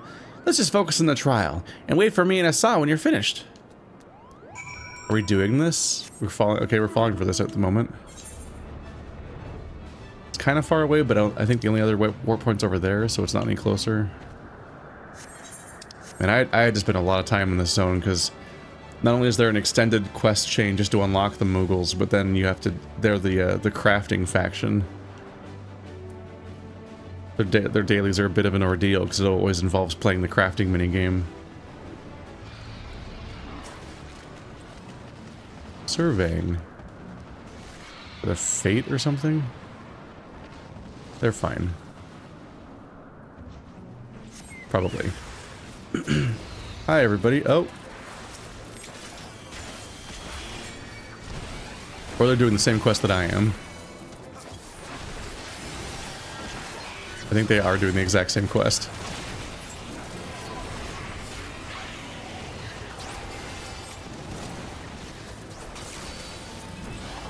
I'm mixing up all my buttons a little bit.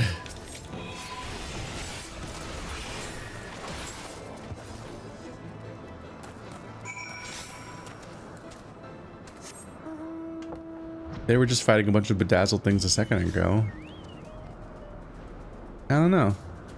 Their enemy said bedazzled. Maybe they were doing the same quest, but they also just aggroed a bunch of other things just for fun or something? I don't know why they had so many enemies. I only had those 3.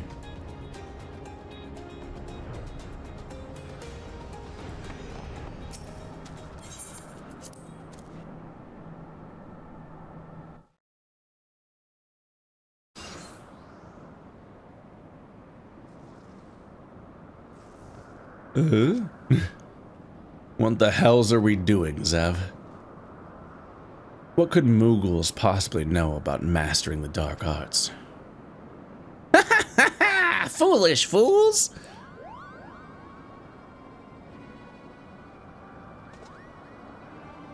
Right then. What's all this? While you two are busy gathering pompwort and slaying Tullahans, we kidnapped Riel Kupo. Oh, yes, Kupo. We had so much fun playing together. So much fun indeed, Kupo. So much fun we thought we might keep her here forever. You wouldn't dare. If you don't believe us, go and look. You'll never find her, Kupo, not in a million years. She's ours, Kupo. You'll never see her again. You furry little shites. Give her back to me, now, or I swear I will kill every last one of you and burn your village to cinders. This is bait. I think. I think they're up to something that isn't just sincerely trying to kidnap her.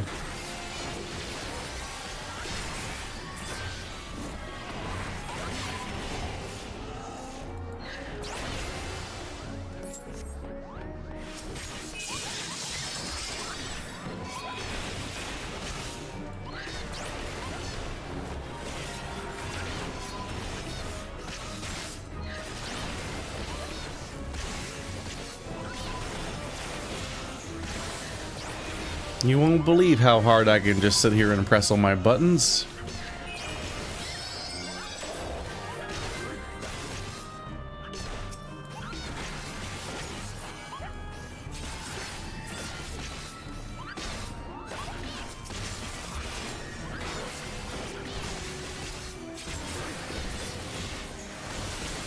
Get stunned, loser.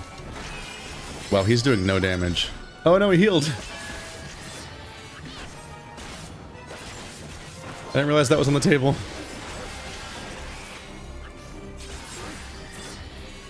Oh my. That's more than I... Oh god.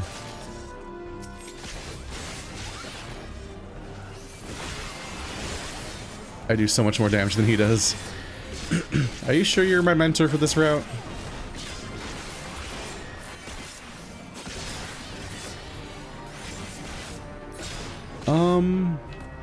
Just gonna go over here real quick. I didn't want to hug that. That was a pretty big AoE though. I should have just looked to cancel it. I didn't register that I had that much time.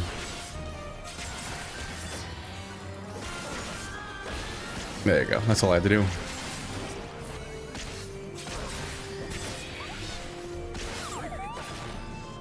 Forever. Forever. Okay, they're growing in number.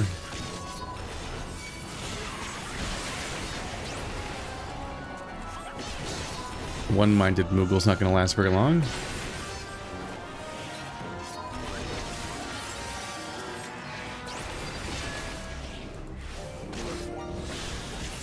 It's a Bard!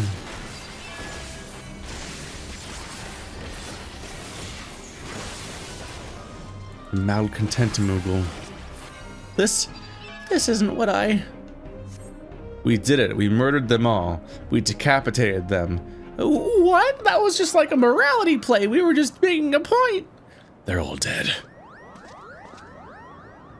Eee, ouch. You could really hurt someone carrying on like that, Kupo. That's the bloody point. Now tell me where she is, if you want to live. Wait.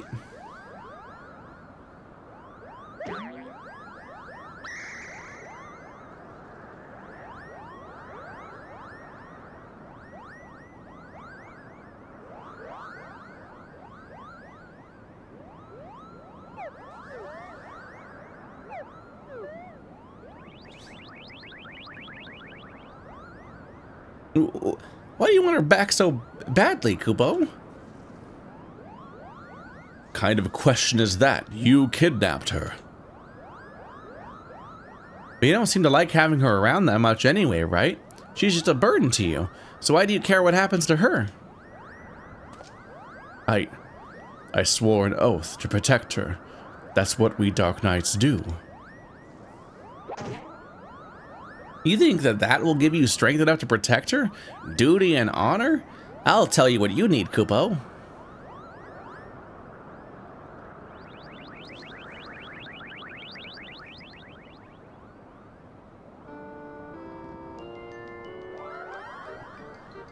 Whence comes true strength to defend the meek? Is it honor? Is it justice? How bland.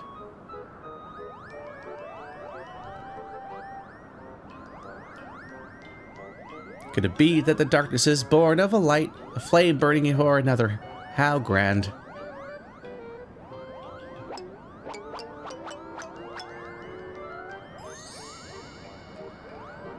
'Tis love, all powerful, shining love.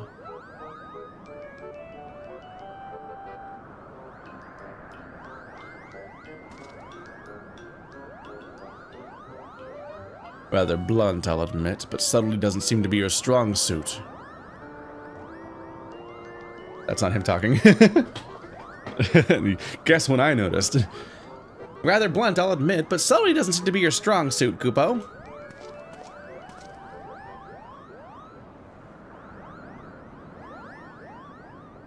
Riel. Well, here we are. Go on, Riel, say your piece.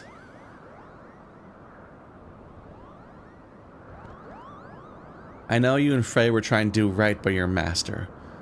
That you came to my defense because you believed that's what he would have wanted. And I know you only did that because you believed it would make you stronger. Because all you truly care about is killing more temple knights. I've seen how you look at them, how you curse them under your breath, how you relish every opportunity to cut them down. So don't tell me that it's all been for me. Don't tell me that Frey died for me.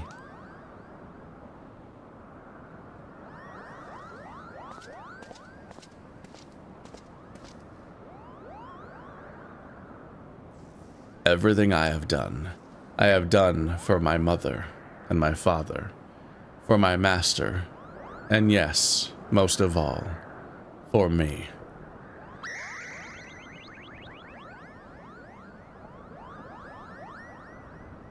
I haven't been honest with you, nor with myself, and for that I am sorry.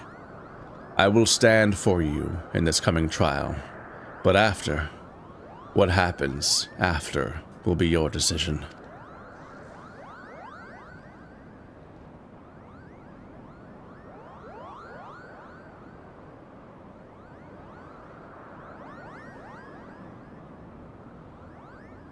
Good. That's a promise.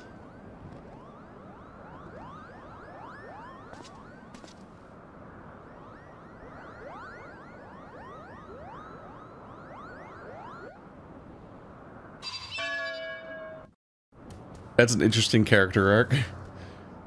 Looking on and smiling in approval. Yes, that is correct. We're not doing this to actually specifically save her because we care about her, but because we want to be stronger, and this is all for an oath. Character growth. It's recognizing that you actually really are. It's not you find. It's not. It wasn't about peeling back the onion and admitting that you truly do care and just were afraid to admit it. It's like, actually, true character growth is coming to acknowledge that you don't. Sorry, little bastards had us fooled, eh? Shame their wisdom is bollocks. I mean, really now. Love. That's what you need to harness the abyss. I mean, I suppose there's something to be said for caring deeply for your charge, but no. No, I will not give those cretins even a sliver of credit.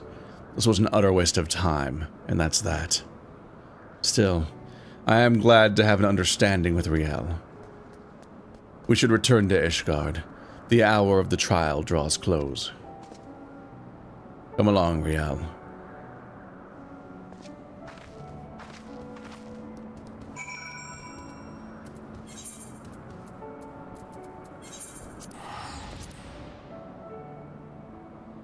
Warping back down to this town again.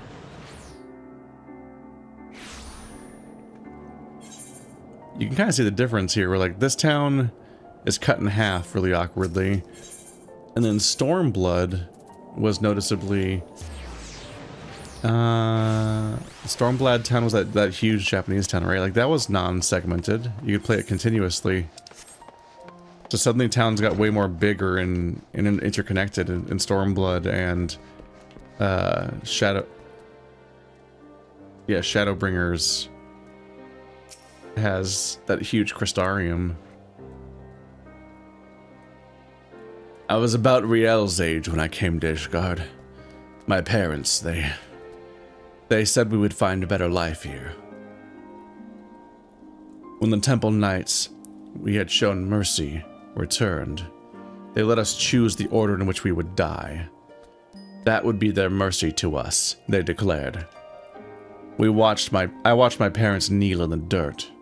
Look away, they said, but I could not.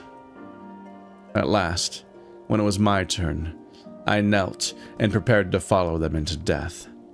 I closed my eyes, but when I opened them, a man in black stood before me, hand outstretched, and so I took it.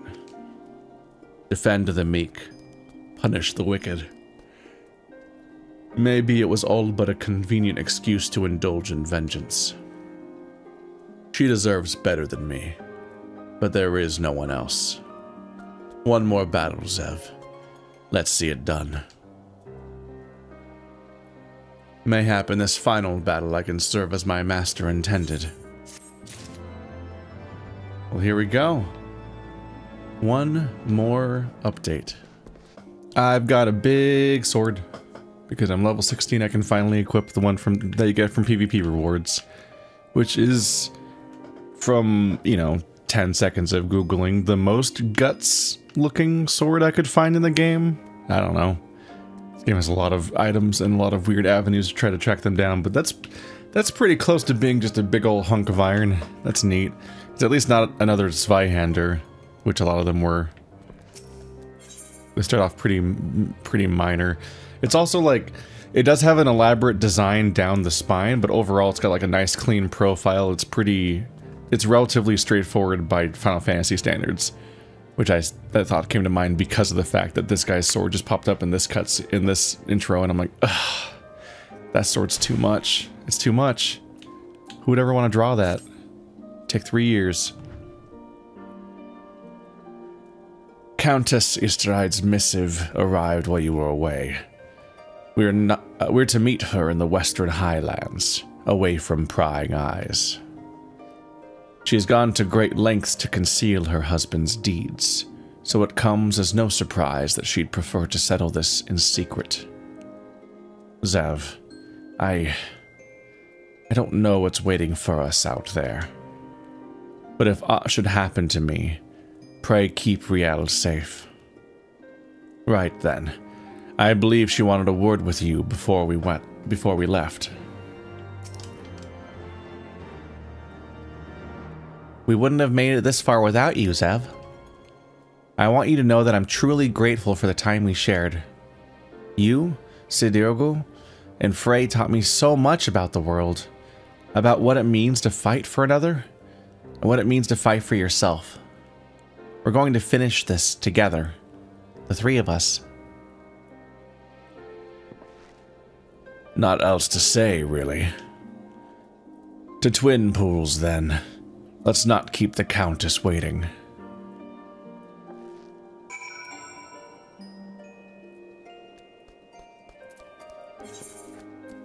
It's over there, which is, there? It's by that one, I guess. It's gonna be a bit of a flight. Whoa. That was a weird first-person effect. I cannot believe how he rides this mount. The current underwear situation just makes it funnier.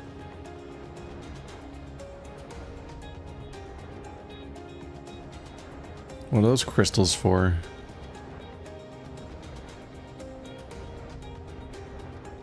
Let's see, I can press left bumper to enter auto run. There we go. And then that'll just kind of fly off on its own. I noticed that when I'm flying, I almost never fly in a straight line, even if that's my goal.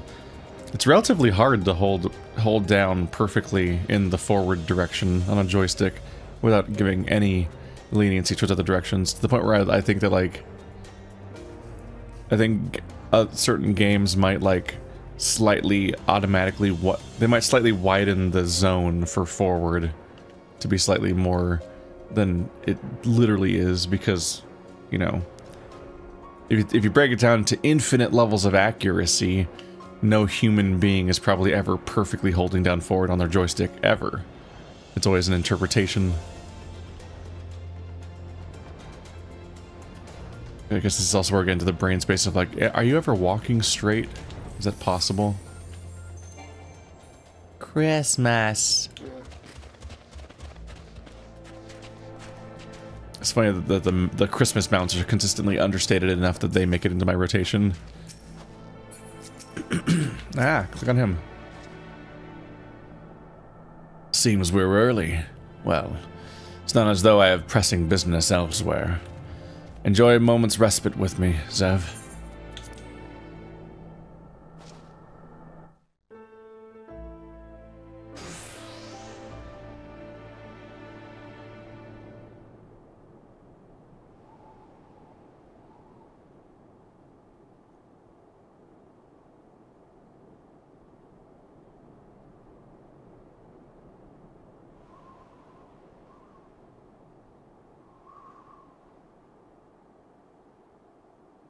You came.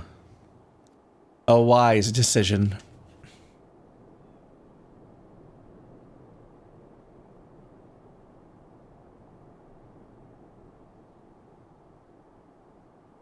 You have his eyes, his nose, his lips. Every time I look at you, I see more and more of him, and it sickens me. Riel is not her father. You had no right to punish her for what he did. Who are you to stand in judgment of me? I have every right. I bore that monster into this world, and by the Fury I shall send it to the seventh hell. If you're so bloody fond of it, you can follow it there. It's just us now. No one else. Remember phrase conjury. Protect us, and we'll protect you. Right then.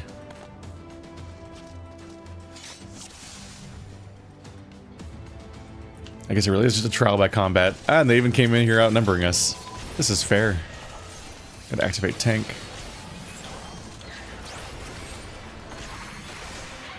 Oh, they are not hardy. I forgot. It's a story mission, so everyone's comically easy to kill. It's really... like, it is noticeable that when I'm playing with my friends, everything's just... it's like any combat is super rare, and when it does happen, it's like comically easy, so it's like, why did they bother? But it is startling when you actually do start having to grind hours of PvE content.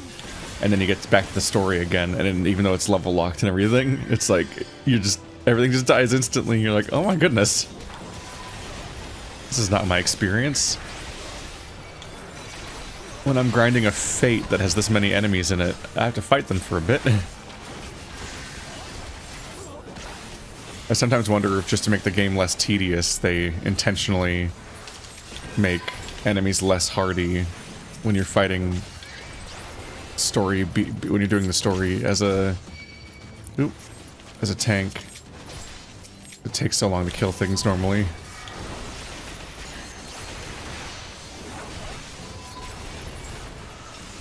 How's Riel doing?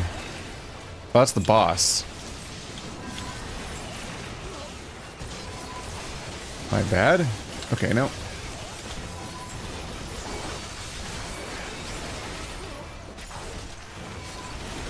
Everybody aggro on me, please. I was just trying to go over there to quickly take out that pack and the healer that was in it, but nope. That was the boss. I do have her aggro now, though.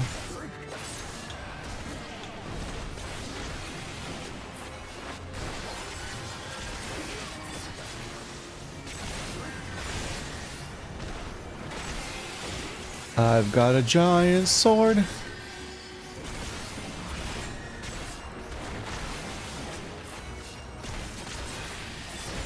Does stunning work? Nope. I should probably look into like when you can stun people and when you can interrupt them. There's usually some kind of indicator in these games. For that matter, I probably want to move the enemy cast bar if I can to a more noticeable location. It's all the way up there.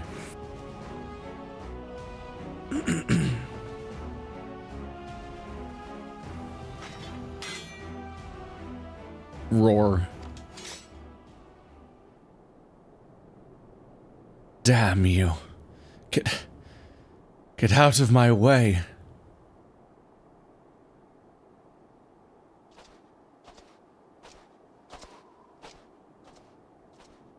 Trial by combat. That seemed to be a false pretense. Why? Why? Why do you care so much what happens to it? You're not the first person to ask me that. Once, you might have understood.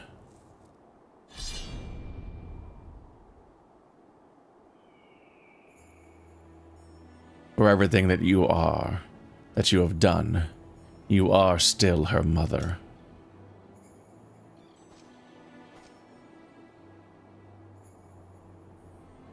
Go.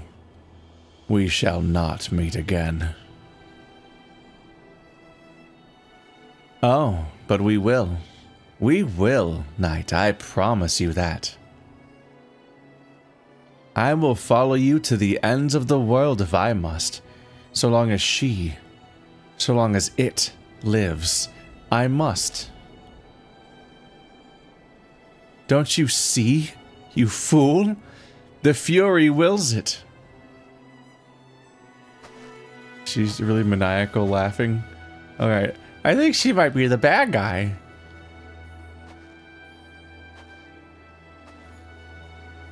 Riel. How great your love for her. Far greater than any you ever bore me.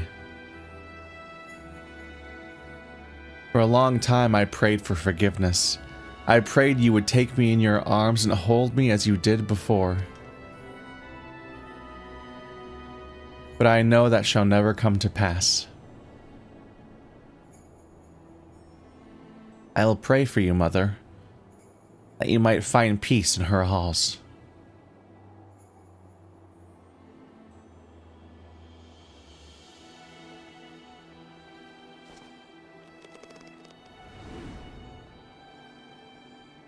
O Halon, receive of us this woman, your humble servant.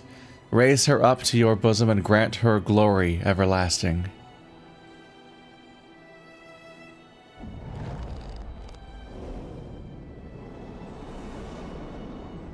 Damn.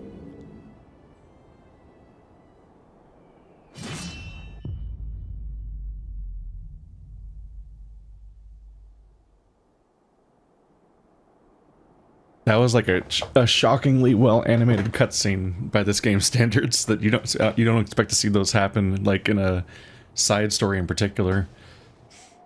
It reminds me of like moments of the Manderville stories where out of nowhere you had like people expressing in cutscenes. I'm like, wait, this was an option all along. Wait, I especially don't expect that in like these niche optional side things.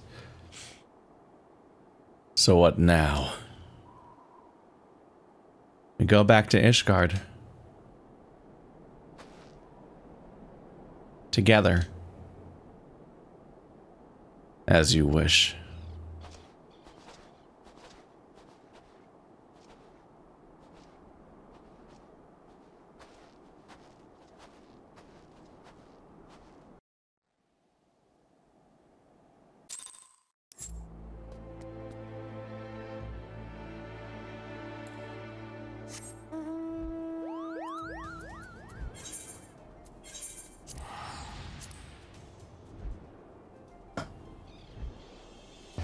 Well, bummer ending, but she also wasn't that interesting of a character. She really was just completely committed to murdering her daughter.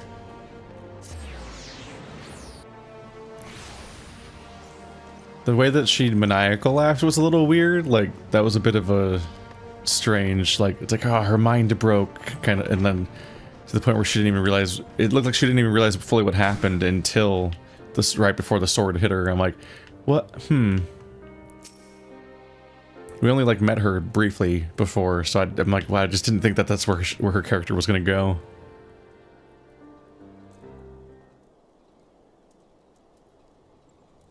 It all seems so simple in retrospect. The moment I stopped trying to find the answer, there it was. All that anger, all that rage, born of a fervent desire to protect that which we hold most dear.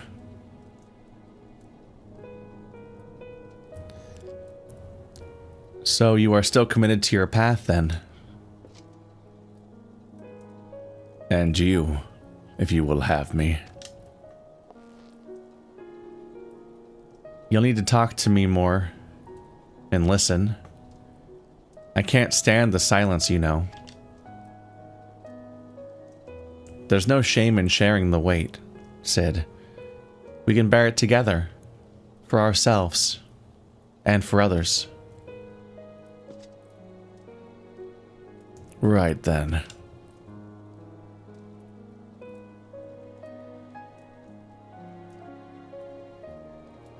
The two of us will manage on our own, Zev. There may be others who know of Riel's heritage, but if they come, we will be ready. Granted, we could simply leave Ishgard, but that would leave the people at the mercy of the powers that be. I cannot do that now, and neither can Riel, I think. We all need a cause, Zev. So what will yours be? For whom will you stand? Do you know who I am? I've done a lot of standing. For Eorzea.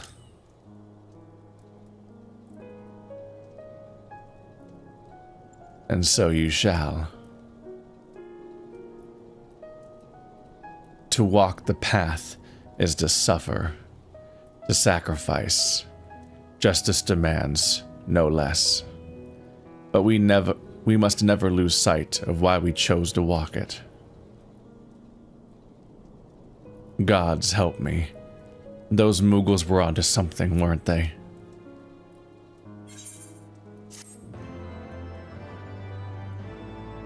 Aww.